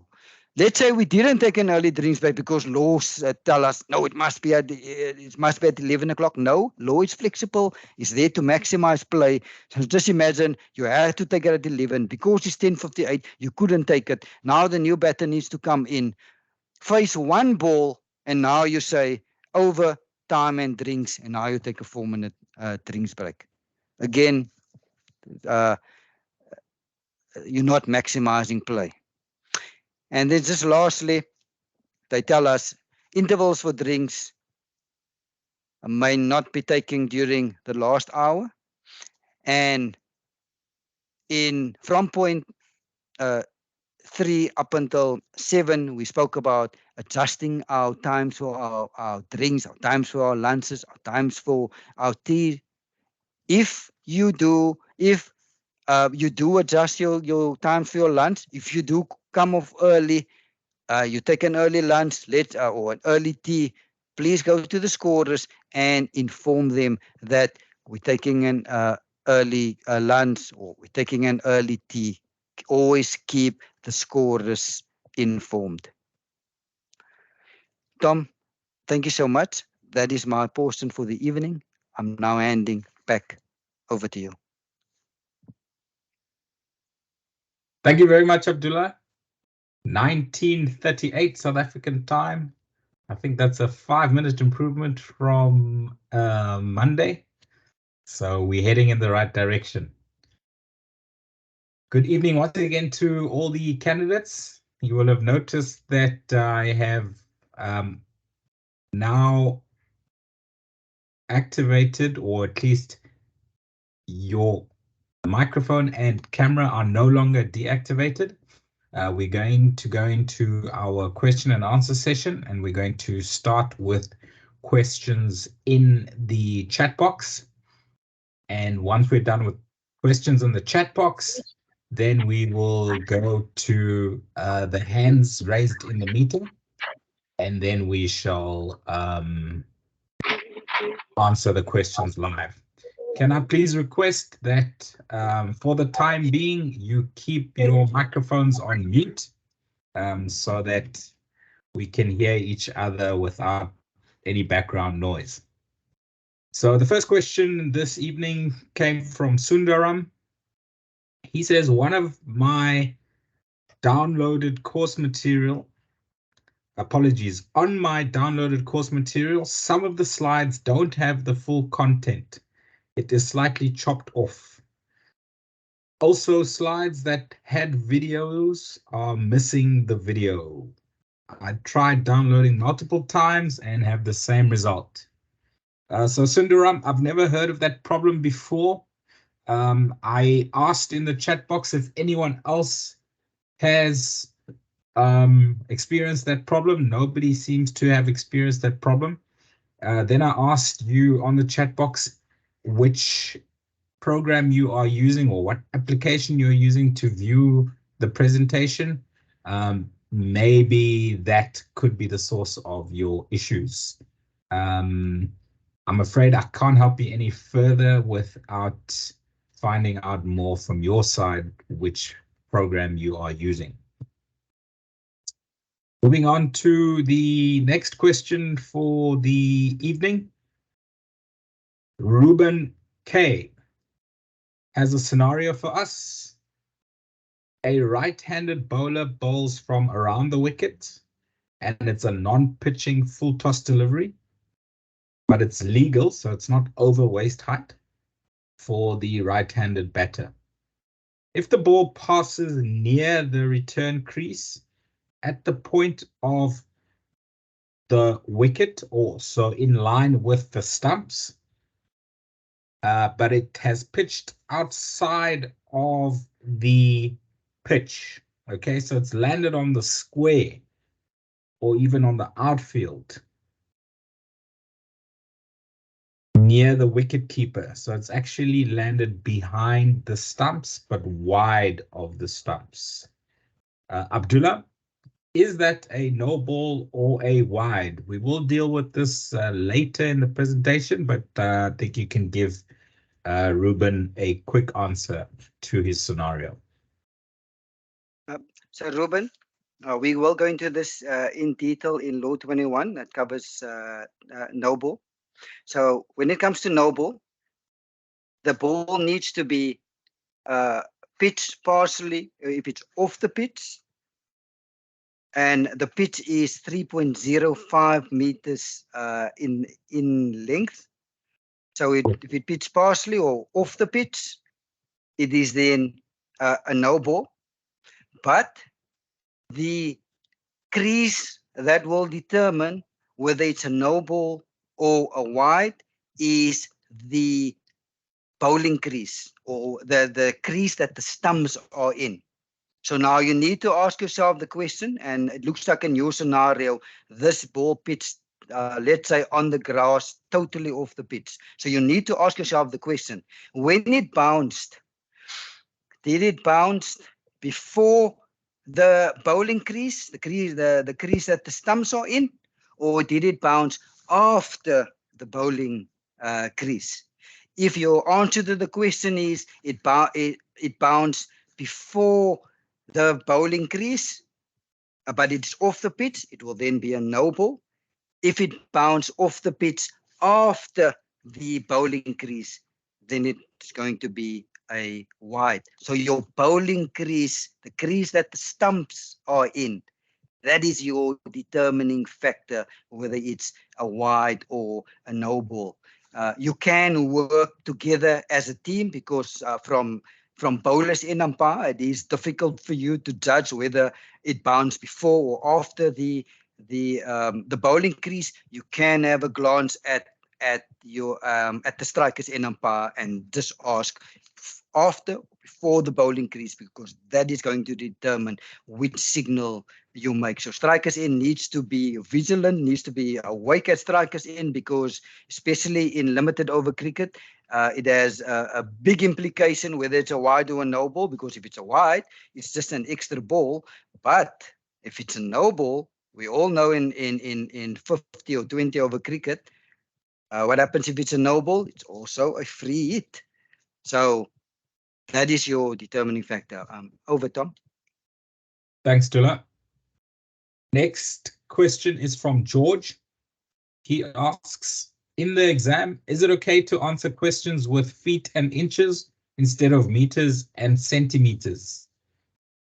So George, The exam is a multiple choice and a true or false exam. So there are no questions where you will have to type in or write in answers. You are simply selecting true or false, or you are selecting multiple choice out of, I think, 4 or 5 answers. So those 4 or 5 answers, if it is a measurement question, they will be both in meters and in inches or feet or yards. So you can learn either the meters or the feet and yards. But as mentioned, in South Africa, our tape measures have meters. So I would recommend that in South Africa, you all learn the measurements in meters rather than inches, feet, yards, and those other foreign measurements. Next question is from Ramiro. And I'll give this one to you, Abdullah. You've got a nice YouTube video on this topic, but let's give Ramiro a quick answer. Ramiro asks, if the bales are removed because the wind has blown them off and we've decided to now play without bales, in a run-out or stumping, will the stump need to be removed from the ground for the wicket to be fairly put down? Thanks for your question, Ramiro. We do have a detailed explanation of this. If you go to our YouTube channel, you'll find a video that explains this in detail, but I'll summarize what the video says or how the law works. So there are 2 types of scenarios. Firstly, if you decide to play without bails, then a certain laws will kick in how to put the wicket down. If the bails, let's say, blew off while the ball is in play and the wind blew it off, so when the ball became into play, the bails was on, and let's say the wind blew it off, then a different set of laws will come in. So I'll handle the first one first. If due to heavy wind conditions, you do decide to play without bails. So bails are now being removed due to heavy winds. And usually what we'll do is, Tom alluded to it earlier, bails needs to be removed from both sides. So let's say Tom and I are doing the game, I'll remove the bails from my side, I'll put it in my pocket. Hopefully the wind calms down later and we put it back on, but for now it is too strong. Tom will do the same on his side. We will inform the batters as well as the fielding captain that bails is now being removed. So now the law tells us, because bails has been removed and everyone was now informed, all that now needs to happen is for the ball to touch any of the stumps in the ground. No need to remove the stump completely from the ground. The fielder just needs to throw it at the stumps, and it just needs to even kiss the stumps, brush the stumps lightly, go against the stumps. That will be good enough to put the wicket down. But this law is only if you decided to dispense with the bails due to heavy winds. So ball only needs to touch the stumps. If you do decide to remove it by taking a stump out the ground, there's no problem. Remember, we're still on. We dispense with the bails. The bails are now in our pocket. But first thing is, ball only needs to touch. That's good enough for the wicket to be down. But if you do decide to remove the ball, a stump from the ground, it now needs to happen where ball in one hand, stump, and together you need to pull out a stump out of the ground. You cannot have stump in one hand and ball in the other hand and take out the stump and now do this. That's the incorrect method of removing a stump. So you can do it if by removing a stump from the ground. You can, if you want to. You can also throw a stump out of the ground with the ball. That you can do it if you want to, but you don't have to, because the law allows only for the ball to touch the stumps for the wicket to be put down. But this is only once the umpires decided to dispense with bails. The second scenario, and here different set of laws will now kick in. The bails are still on, and let's say the bowler runs in, bowls the ball, the batter hits the ball into the covers, and they start running, and now the wind blows the bails off. So remember, the bails were still on. When the ball became alive, the bails were still on. The wind blew it off while the batters was running. Now a different set of laws kicks in. So now, if both bails fell off, now how do you break the stumps? Now this is where the only way, you cannot just throw it and it goes against the stumps and that will be out, like in when you decided to dispense with belts. No, in this instance, you need to take the ball, the stump together, pull it out the ground. Not stump in one hand, ball in one hand, pull out the stump, and that's the incorrect method. Needs to be stump, ball together, pull the stump out of the ground. You can also, in this scenario, take the ball, and remember, there's no bells on, the wind blew it off. You can take the ball and throw at the wicket, but you need to throw so hard because at least one stump needs to be completely removed out of the groove for you to put the wicket down. You can take the ball and hit a stump out of the ground as long as it is out of the ground. So this is the instance where the law tells us if the bells, let's say, blew off, how to put the wicket down. Stump needs to either be taken out, thrown so hard that but it needs to be uprooted. It cannot just hang to the side. And similarly, you can also hit it with the ball, but it must be out of the ground. Over, Tom. Thanks, Dula. Next question is from Shamil. He says, with regards to game day, if there was rain during the day before the game and it's cloudy, the toss has been done, the decision by the umpires, they see there's a patch of some water on one side of the pitch, but they have decided that they're going to play. And one of the captains deny it. In fact, I think Shamil is saying that they're going to play on one side, which is dry. So maybe one of the run-ups is wet, so they decide to only bowl from one end. And of course, one of the captains refuses to play. Abdullah, what do we do in this situation? Can we play from only one end? Samuel, the answer to that question by Tom is no, we cannot just play from one end. This is a cricket game. Overs needs to be bowled consecutively, one from one end, one from the other end. So that cannot happen. Also, you cannot also say let's say over the wicket for a right-handed bowler on the one side is wet, but now you'll tell all the players, no, we're not going to go over the wicket. Everyone must bowl around the wicket because over the wicket patch is wet. That is also not allowed. If it is wet, so this is where it's crucial for the umpires.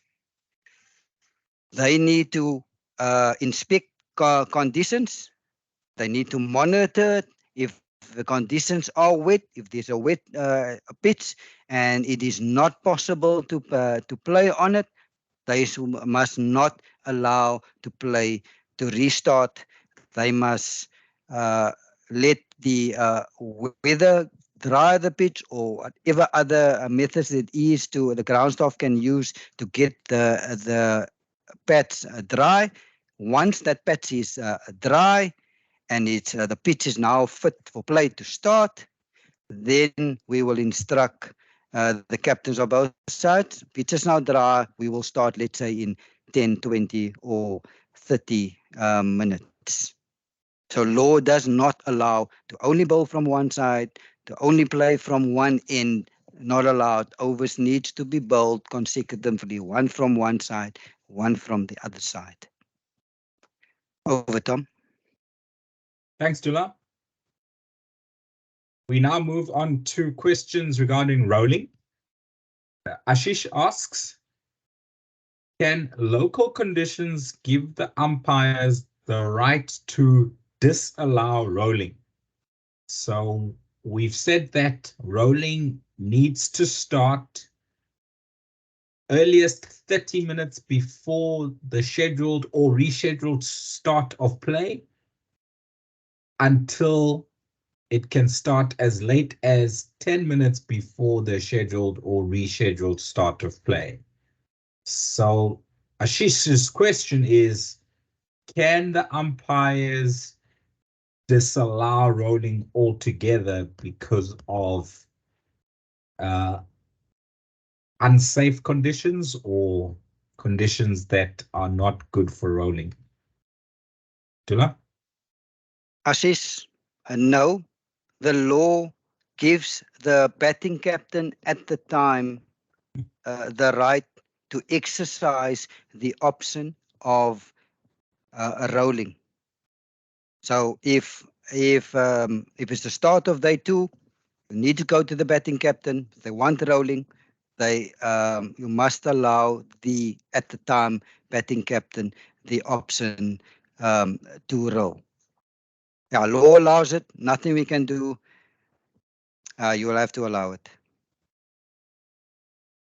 Abdullah, I think law says that the outfield, if the ground staff or the umpires consider that it is a bit wet, then the outfield can not be mowed, but definitely rolling has to happen, or at least has to be allowed by the umpires, with the option given to the batting captain. Next question on rolling. And I'll combine two questions, one from Adam and one from Balachanda. Adam asks, can the batting captain ask for a heavy roller? I think he asked that question before you put on the picture of the 3 different types of rollers. And Balachandra's question is regarding the rollers. There are 3 types, the light roller, the medium, and the heavy roller. When will these rollers be used and under what circumstances? Abdullah, who decides which roller to use? The decision on which roller to use lies in the hands of the at the time batting captain. He or she decides which rollers to be used. So once the game has started, you can either roll in the interval between innings. So once a side is dismissed and the side B needs to go bat, you will then go to the batting captain at the time and ask the batting captain, do you want rolling? Yes or no? If yes, which roller? And if there are 3 rollers available, let's say hand, medium, and heavy, you'll give those options to the batting captain. And the batting captain will, let's say, I want the heavy roller. And he will also ask how long the he or she wants rolling, and it's a max of 7 minutes. So that is when there's a change of innings. At the start of each subsequent day's play, day number 2, day number 3, 4, 5, and 5, the 4th umpire in a test match will go to the batting captain at that time, the morning of day number 2, who will face, which side will be batting. The 4th umpire will go to the captain of that side and ask the same question. Captain, do you want rolling? Yes. Which roller do you want? There are 3 options available: hand, medium, or big. I want the big roller. And how long do you want rolling? 5 minutes, please. You will then relay that message to the curator, and the 4th umpire will supervise that rolling. Over, Tom. Thanks, Dula. We're not done with rolling yet. I think we're about 5 minutes into rolling, and there's still 2 more questions for 2 more minutes of rolling. The next one comes from Nitin. We discovered that it's not the ICC lead panel umpire, but he is striving to get there. He's currently a Mumbai state panel umpire. Nitin asks, how long can rolling be delayed after the toss on day 1? So if there's an interruption, can we still roll after the toss has been made, Abdullah? Okay, Nitin. So on day 1 is slightly different how you handle rollings on day 2, day 3, day 4, day 5. Let's use an ideal day. Day 1 of our test match starting at 10 o'clock. So before the test match, remember the ground staff, they prepared the pitch. The pitch is now ready. Test match supposed to start at 10. At 9:30, the toss took place, and let's say South Africa wins the toss. Let's say the South African captain comes to you and say, I want rolling now. You will not allow that. The law does not allow for rolling to take place on day 1 after the toss has happened. It needs to happen on day 2, 3, 4, 5. We've covered that in detail. But on day 1, no rolling to be allowed after the toss. There's one exception. If there's been a delay, let's say toss took place. South Africa wins the toss. They say we're bowling, and now it starts to rain. Pitch gets covered. Remember, we're on day 1.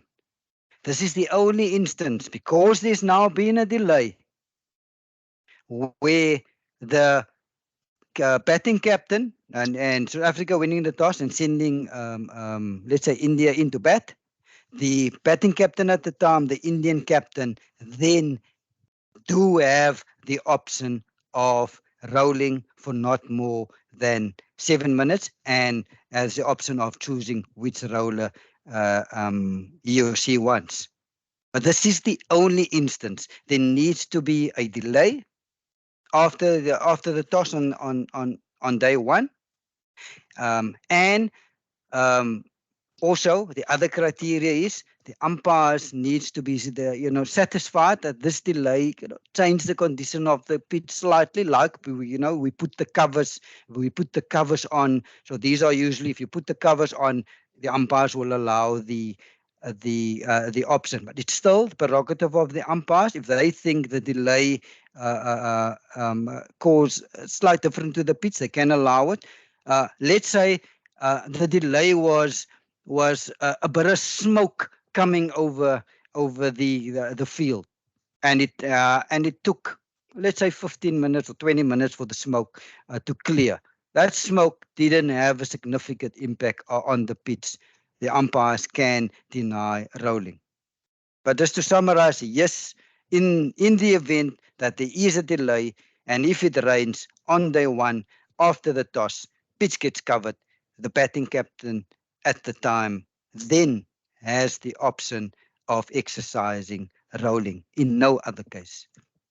Over, Tom. Perfect. Thanks, Dula. Last question on rolling, for now at least, unless there's more later. Jared says, if a captain on the morning of days 2, 3, 4, or 5 can't roll 10 minutes before the start of play, or can't start rolling less than 10 minutes before the start of play. How is it possible to roll the pitch during the 10 minutes change of innings? Dula? Tom, do I understand the question correct? Is he saying that 10 minute change of innings is not enough time, or what is he saying? I think because before the day's play, the latest you can start rolling is 10 minutes before the start of play. But now we're saying during a change of interval, which is only 10 minutes, we can roll. Why is there that difference? Now we are actually able to roll within 10 minutes before a restart. Okay, now I understand. So when it comes to the change of innings, so usually the umpires are proactive before the game, the the uh, the end of the innings. Usually at the 8th or 9th wicket, they'll start nudging the fielding captain, start kind of thinking of your rolling. And let's say the 9th wicket falls, they'll inform the umpires, okay, we want the big roller, 7 minutes. The umpire will then relay that message to the curator. So the curator and his or her staff will then be, usually they're ready as soon as that innings ends. They'll get onto the field to do the necessary cleaning of the pitch and doing the rolling. To answer your question on the 9:50 cutoff, there needs to be a cutoff for that rolling to take place. We cannot delay it for too long. The lawmakers decided that 9:50 is our cutoff. If the captain wants 9:50 and 7 minutes rolling, then the curator can then roll from 9:50 till 9:57, and it then gives enough time for the roller to then be removed from the field and for play to start at 10 o'clock. Because if we're going to delay, if you're going to allow it for any longer, we will not be able to start on time. Did I answer the question, Tom? 100%, Tula, makes perfect sense when you explain it at the end there. Question from Ryan about rain. How heavy must it be raining for the call to be made for covers to come on? Sometimes we see play continuing while rain is falling. What is the deciding factor for the umpires to stop play for rain? Dula? Ryan, it is a judgment call for the on-field umpires on the day. The two of them together needs to make a call when to instruct the ground staff to bring on the covers. Things that they'll take into account is that they need to take into account not to change the condition of the pitch. Sometimes you'll find a light drizzle, and you'll see umpires allow play to continue. It's not that heavy, and everything is still okay. Umpires then allow play to continue. They will monitor conditions, and they will check the pitch regularly to make sure that the condition of the pitch is not changing. Because of the continuous rain, if it's now becoming slippery, because they need to take the bowlers into account, they need to take batters into account, they need to take into account because of the rain, if this condition of the pitch is now changing, but they will monitor it. They will monitor the pitch closely. You'll often find umpires, especially in light rain, especially if it's persistent drizzle, crucial for them is the condition of the pitch changing? Is it becoming dangerous? Is it becoming slippery? Is it becoming muddy? Because if it's now becoming muddy and the bowlers bowl, they start causing huge divots in the pitch. So these are the stuff that they'll take into account when making that call. It is subjective, but as I said, they'll take these things into account when they make that call. If it's heavy rain, it's fairly simple. You don't want the pitch to get wet, because if the pitch get wet and pitch then gets soft, bowler bowls on it, it can bring huge divots. It can become slippery, can become muddy. It can then become dangerous for both batters and bowlers. So subjective, but they do take players' safety into account. They do take is the condition of the pitch changing into account, and if yes, they will then call for the ground staff to bring on the covers. Over, Tom. Thanks, Dula. If I can maybe just add a couple of practical tips to assessing when we should go off for rain. Sometimes it happens that the rain is not that heavy, but the direction of the rain is blowing into the face of the striker, and that striker's view is obstructed by the rain. So if the wind is blowing in the direction that the rain, as light as it is going straight into the eyes of the striker, then we will have to go off for rain, even though it's not that heavy. Then Abdullah mentioned that we can play through light drizzle if it's not in the direction of the striker, but we need to check that the condition of the pitch is not changing. How do we do that? We use a little trick as umpires. We take the back of our hands and we rub the back of our hands onto the pitch. And if we have debris, grass or mud sticking to the back of our hands, then we know that the condition of the pitch is starting to change. And even if it's not raining too hard, we need to call time and go off the field and wait until the rain stops completely before we come back on. So there's a little tip for you to use when judging when to come off for the changing of the condition of the pitch due to drizzle. Next question or comments in the chat box were from Nitin. He was busy answering all your questions while you were presenting, Abdullah, about when we're going to move our lunch and when we're going to move our tea time. So thank you, Nitin. Thank you so much. Nitin, well done. It looks like you got all of those spot on, except for one that was just a calculation error. 30 minutes lunch. We want our 40 minutes lunch, Nitin, not 30 minutes, please. So thanks for correcting yourself there. Suhail Parker asks, what about the sprinklers that are leaking around the pitch? How do you suggest an umpire handles that, Abdullah? I think we've had this.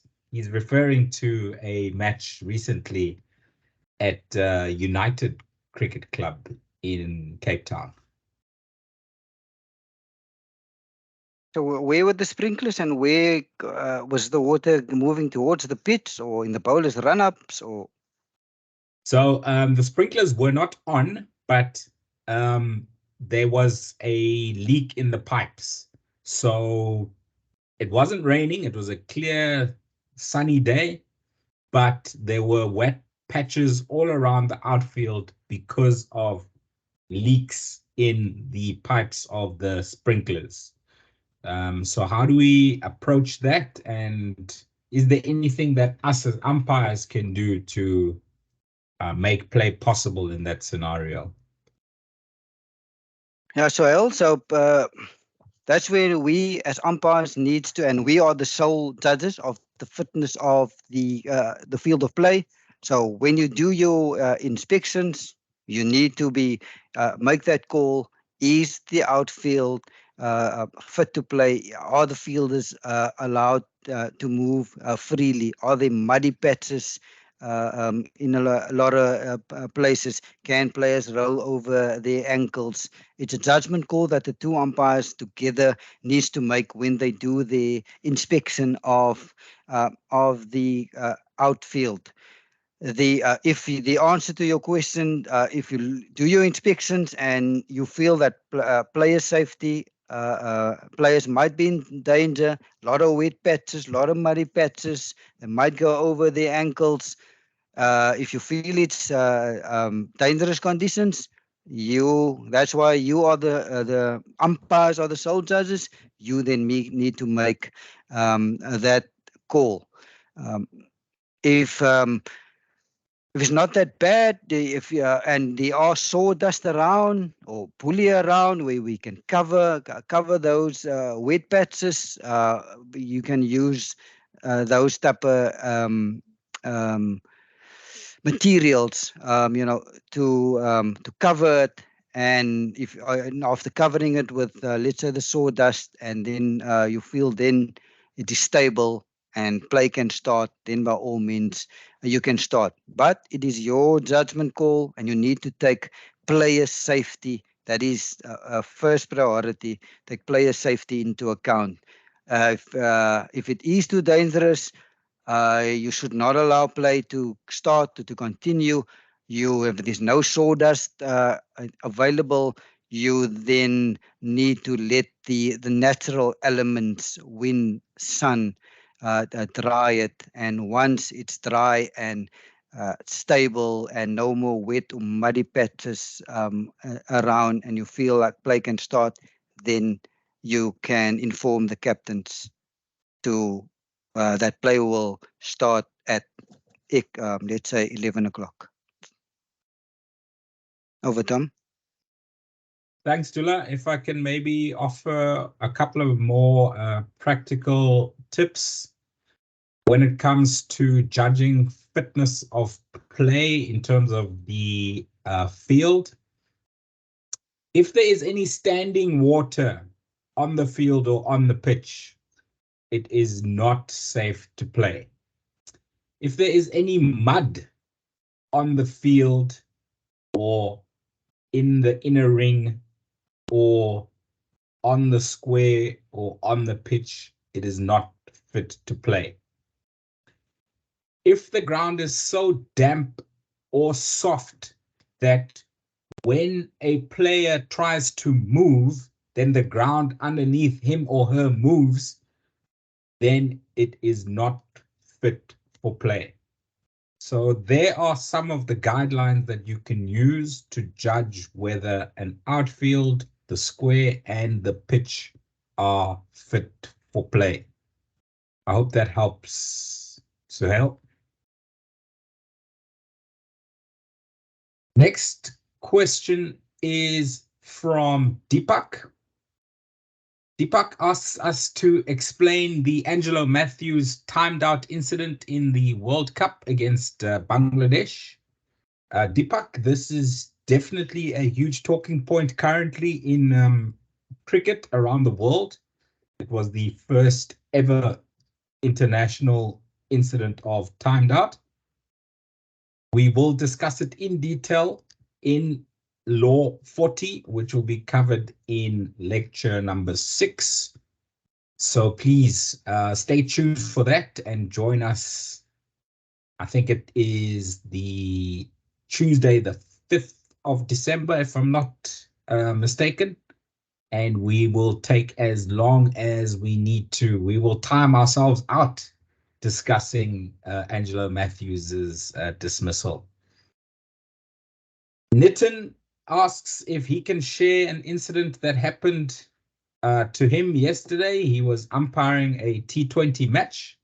Nitin, I see you've got your hand up first in the class, so unmute your microphone and the floor is yours. Thank you, sir. Am I audible, sir? Yes, loud and clear. Go ahead. Yeah. So actually, it was a T20 and it was 13.4 overs bowled, and there were six fielders on the off side and three fielders on the leg side. And the three fielders' position I want to share. One was in the slip, one was at third man, and another one as at the point, and one is at normal long off, and you can say covers and deep covers. These were the six fielders on the offside. So a bowler bowls and batsman played the shot, and ball came and become dead at covers. An umpire calls a no ball. So because of I think because of the line, maybe because of the line, I my colleague was there actually. So he shared it's a no ball because run out of the bowling that the popping crease, the line of a no ball. So there was a free hit, and batsman just told, "I want to change my stand." It was a right-handed batsman, and now he wants to bat as a left-handed on that free hit ball. And since there was no run taken, the fielding cannot be changed. And if you see three fielders, you cannot keep behind the popping crease. And the moment he changed his stand, the keeper, not the keeper, the third man, the slip, and the covers, the point fielder automatically comes under that no ball scenario. Also, six fielders are fielding at the leg side since he has changed his stand.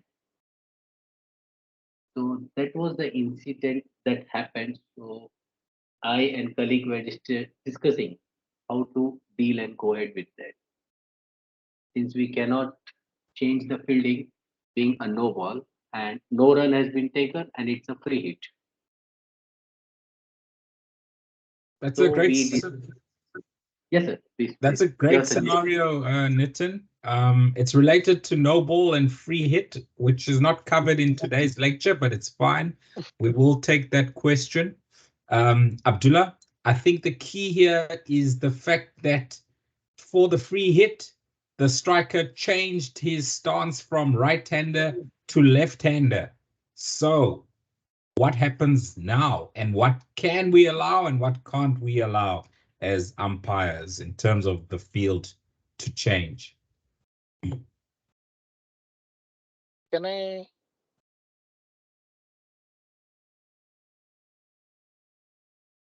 Abdullah, this is Sandeep. Am I audible? Yes, Sandeep, can you let Abdullah answer Nitin's Sure. question? Yeah, I was going to share my view, but yeah, for sure. Okay. Abdullah, do you want Sandeep to have a go? I can answer, but yeah, Sandeep, have a go. All right. So here in the law, the playing condition does not specifically mention about this scenario. However, we probably need to go a step behind to see through why this law has become or been written the way that it has been written. To keep the scenario and to keep the fielding conditions as same as it was on the previous ball, if the striker has not changed, and that's why we do not allow them to change the field.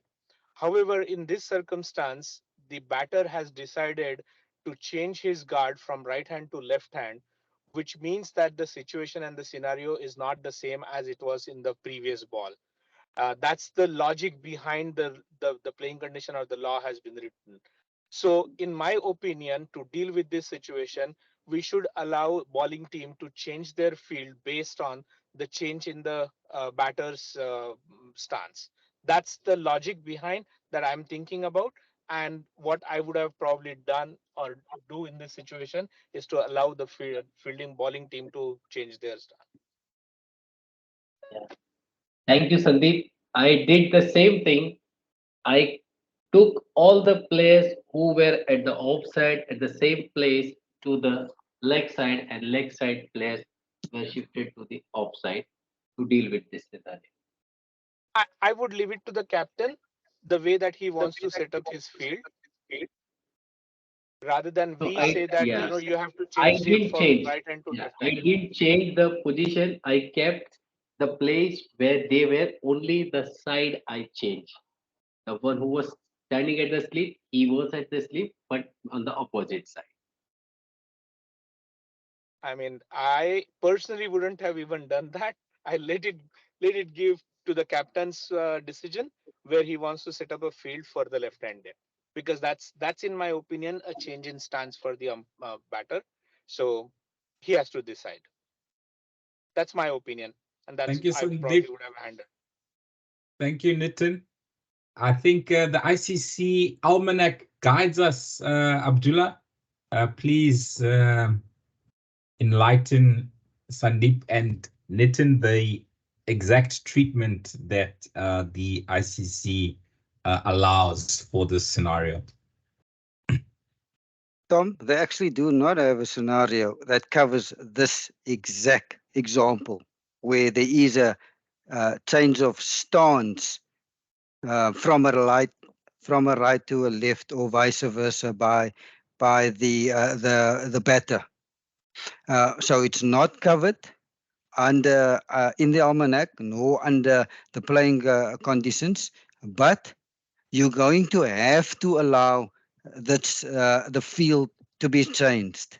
And the reason for that is if the field is not going to be allowed to be changed, you are going to bowl no ball after no ball after no ball after no ball. Mm. So in that instance, a field will have to be changed. And also, I mean, it's not covered, but I mean, just common sense and logic tell us for that reason it has to be. And then also, if I'm not thinking about it, again, nothing covers it, but again, logic as well. You um, you also want to try to keep the field the same as it was for the free, because if you're going to allow the captain now to change the field to how the captain wants, the captain can then start rearranging, putting fielders on the boundary here. I would have also done, I would have said you're left-handed, field's not supposed to change, but I'll allow it because otherwise we're going to get no ball after no ball. But I want the same field now for the now left-handed or right-handed batter. That's what I would have done, just using my logic. There's no law or playing condition that covers this. Over, Tom. Thanks, Dula. The playing condition says that if the strike has changed, then any number of fielding changes are allowed. My interpretation is that if a batter changes from right-hander to a left-hander, then the strike has changed. But that's maybe a debatable point. So we'll leave it at that for all of us to scratch our heads, and maybe we can find out from the likes of Alauddin Palika or Murray Rasmus how they would handle that situation. And we will get back to the candidates next week, Monday, with their recommendation. Next point is from Vuyo. While the ball is in play or while we are playing, what about mole holes on the field of play? Do we flatten them and let play continue? Yes, Vuyo. There's lots of mole heaps in lots of fields around South Africa. I'm sure in different countries as well. Just flatten the mole heaps and play on. If they're on the pitch, then remove them completely from the pitch. And I'm sure the ground authority will roll after having removed them before the start of play. So yes, that should not prevent you from playing at all. Tonye asks, Can an umpire easily give a leg before wicket in favor of a right-hand bowler bowling from around the wicket to a right-hand batter? Tonye, leg before wicket, if I'm not mistaken, is law 36. We will cover it in detail, including a lot of simulations where bowlers are bowling either over the wicket or around the wicket to a right-hander or left-hander. So please tune in. That will be lecture 6 as well. And we will go through all of those scenarios for leg before wicket. Suhail just noting that in playing conditions, no more than 5 fielders are allowed on the leg side at any time for limited overs matches. And that's why the field would need to change in Nitin's scenario. Nitin, you've still got your hand up. Is that a new hand or is that an old question that you have asked? No, sir, that was the old one which I raised for the same thing. Thank That's you. it for that. Sir, I can suggest if we can have questions and answers only related to the law what we are discussing on that particular day, rather than taking doubts from all other scenarios or maybe from other laws and all. This will save our time and we can have many more questions on the particular laws. That's correct, Nitin. I did put that on the meeting protocols. And Yes. you did type in the chat box that you had a question. I asked you if it was related to the laws that we covered today, but you didn't answer. So that's why I gave you the freedom to ask your question. Yeah, So, yeah. So it was my mistake. Sir, my mistake. so we know for next time. Thanks, Nitin. Have a good evening further. Same to you, sir. Thank you. Thank you, sir. Next hand up is Balachanda. Balachanda, please unmute your microphone. The floor is yours. A question related to tonight's laws, please. Yeah, hi Tom. My question is regarding that roller only. There are three type of roller, right? When we have to use that. Example, before the match, there's a mandatory rolling will be done by the ground staff, right? So which roller they have to roll according to the situations. Example, during the night, the heavy rains, but the cover has been closed.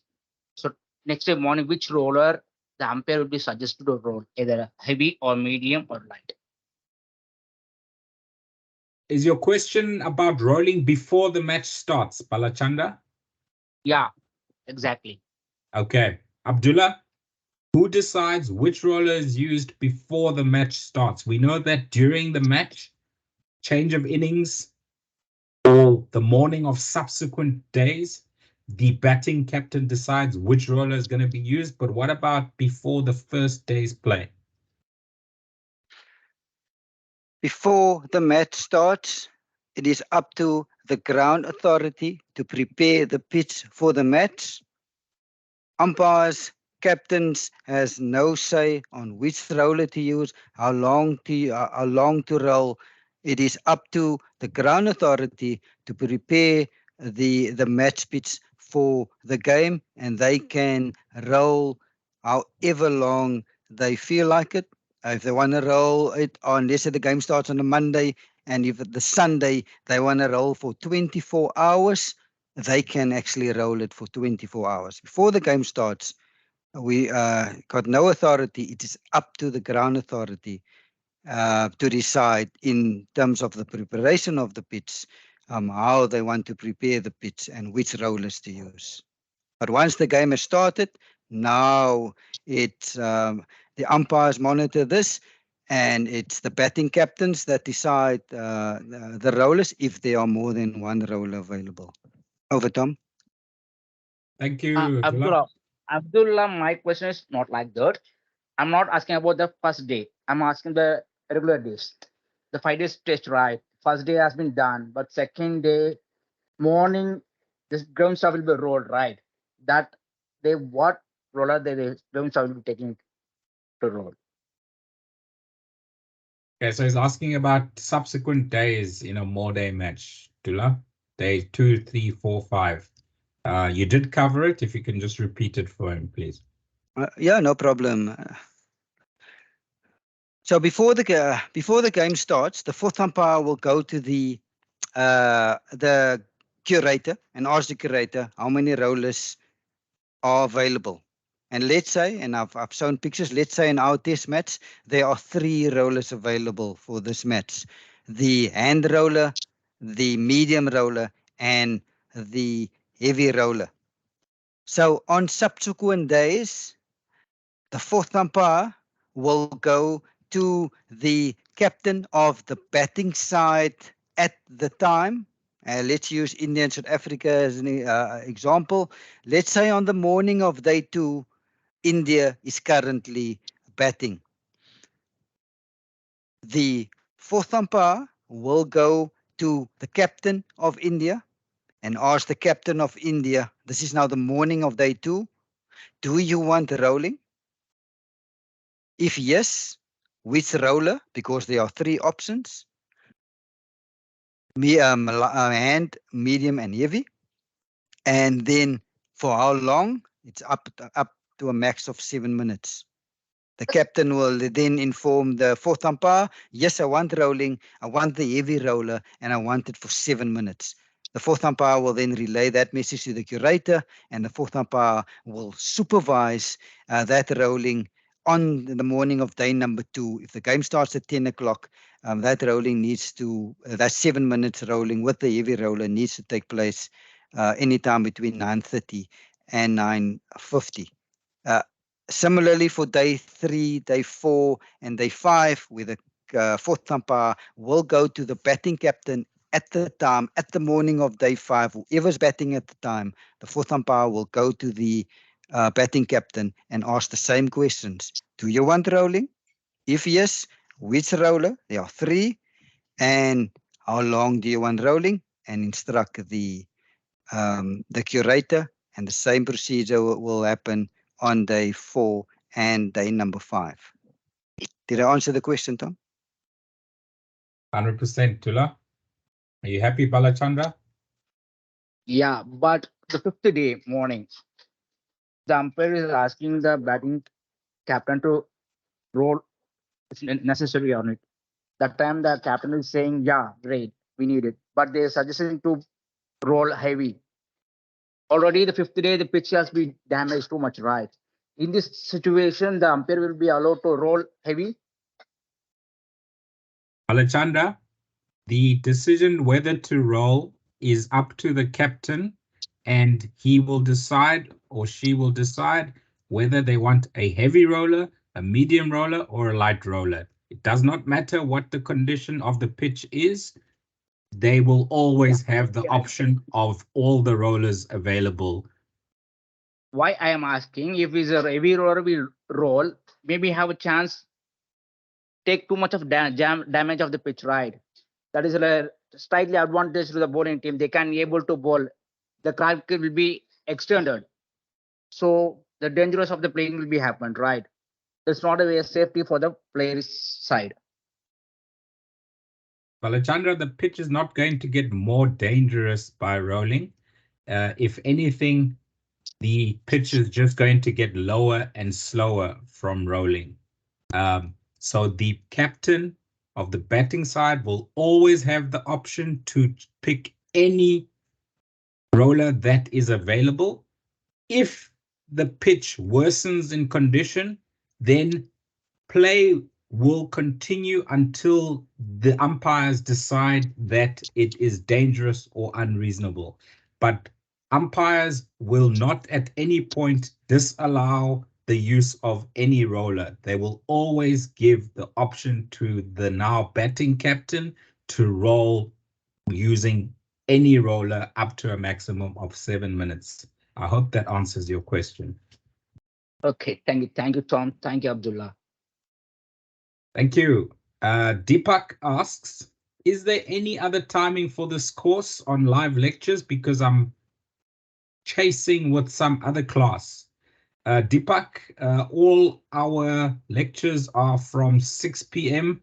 until we've answered all of your questions. Probably between 8 and 9 p.m. South African time. and on Mondays and Wednesdays, except the one lecture will be on a Tuesday, as per the poster. If you cannot make it for the lecture, you will watch the recording on YouTube the next day. Our next level 1 online course will probably be in February or March 2024. We always use these same hours for our level 1 courses. Sometimes it might be Tuesday and Thursday nights, but I think Mondays and Wednesday nights work better because we do have other meetings on Tuesday nights. I hope that answers your question, Deepak. Let's see if there are any more hands up in the meeting room. Balachanda, I assume that's an old hand. So I'll move on to JJ. Your hand is up. Please unmute your microphone. The floor is yours. Hi, Abdullah. You spoke about the fixing of the footholds on the pitch. When is that decided? Because I know, like, sometimes in the fourth innings of a test match, you've got a spinning pitch and the footholds does help the bowlers a lot. So when do the umpires decide that footholds needed to be patched up? So JJ, that happens on a daily basis. The umpires will look closer to the end of the day. They will have a look at the footholds and check whether they think the footholds needs to be fixed. We also get guided by the bowlers. Bowlers will usually ask you, umpire, and you can visibly see that the footholds are starting to develop, and the bowlers will then prompt you, please can you ask the ground staff to fix the footholds. So they check it on a daily basis. Usually day 1, day 2, sometimes on day 3 now the footholds are really developing and needs to be fixed, but it gets checked daily. And if on day 1 it needs to be fixed, the ground staff will then fix it under the supervision of the fourth umpire. Tom, I'm not sure the comment about what JJ made about the bowlers or the batters. Yeah, I think we just need to clarify that the footholds you are talking about, Abdullah, are where the front foot of the bowler lands when they're bowling. I think JJ might be referring to the follow through that also creates foot marks on the playing pitch. Yes. And those foot marks can be rolled when rolling is allowed. Abdullah's taken us through when rolling happens in the morning of subsequent days and between innings of a Morday match. But you cannot repair the follow-through foot marks of bowlers, right? So where you've got a fast bowler or a number of fast bowlers landing their follow-throughs in day 3, day 4, day 5, those spin bowlers are looking to bowl into those foot marks. They are not going to be repaired. They can only be rolled as rolling is permitted throughout the match. I hope that answers your question, JJ. Yeah, perfect. Thanks. Awesome. Sandeep, you've got your hand up. Please unmute your microphone. The floor is yours. Yeah, quick question. This is a multi-day match. On day 2, before 10 minutes to start the play, captain decided to declare his inning. But by that time, the rolling is already happened. Now another team is going to bat. Do we still offer that choice of rolling and how much time to the new batting captain? Very good question, Sandeep. I've had it happen to me before in a 3-day game. Abdullah, Please advise us the process when after rolling has been done on a morning of a Morday match, by the one side who was meant to be batting, that side then declares, Yeah. and now we within 10 minutes of the start of play, what happens next or what can happen next? Sandeep, the law allows the once there's a change of innings, the batting captain at the time to exercise the option of rolling. That is a law. So as soon as there's a change of innings, so in this case, there's been a change of innings. So the batting captain at the time is allowed to exercise the option of Okay. of rolling. So yes, you'll allow it, and you'll allow it for a max of 7 minutes, and the batting captain Yep. can choose which a roller. Yep. I'll be dumbstruck if the captain that declared also rolled, which he or she is allowed, because then now there's been 2 sets of rollings within the space of Yeah. half an hour. I'll be dumbstruck if the captain rolled in the between 9:30 and 9:50, now declared, now allowing the new captain to roll again. It's Yeah. not impossible. You never know how captain thinks, I but know. sure, I'll be dumbstruck. Okay. Run, Thank you. run to ball, and he post the ball. Thanks, Sandeep. Dula, rolling along to the next question. Sandeep, if you can please mute your microphone. Thank you. I'm getting feedback from your side. No, I am on mute. Tom, I think it's David. It's David that's not Okay. muted. David, let's go to you. You have unmuted your microphone. Please go ahead. The floor is yours. Okay. So if someone is running with the ball, someone is running through with the ball to come to bowl the ball, and he released the ball and he fell down, and the person facing the ball picked the ball to 6. Will you declare 6, and the person who came to release to bowl the ball falls down and be shouting umpire, umpire house, and what will you do?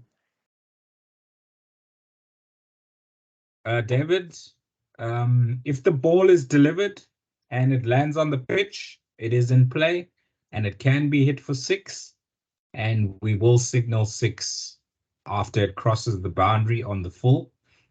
And then we will attend to the bowler who's injured on the floor. It all happens very quickly. Law tells us, we'll come to it in the dead ball law, that if a player has incurred a serious injury, that we should call and signal dead ball.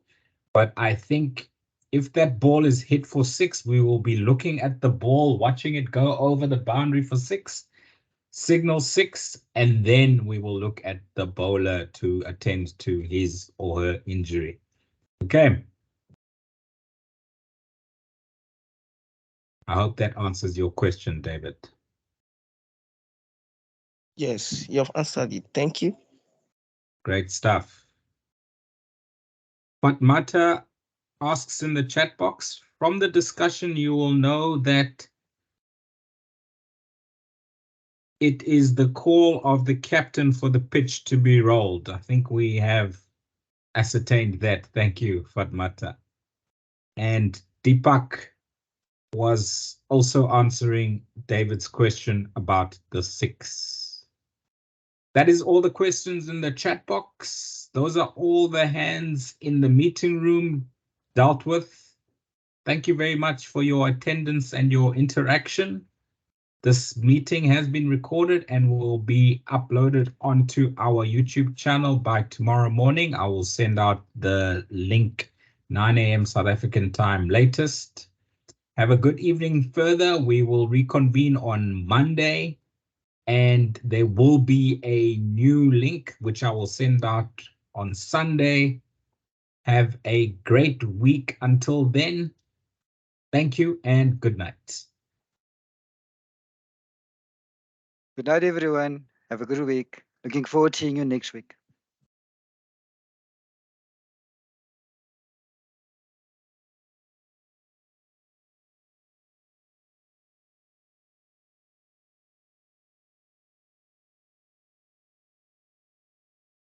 Thank you, Mr. Tom. Thank you, Abdullah. Bye, everybody. Good night. Thank you. Bye. Good night. Thank you. Bye. What a net.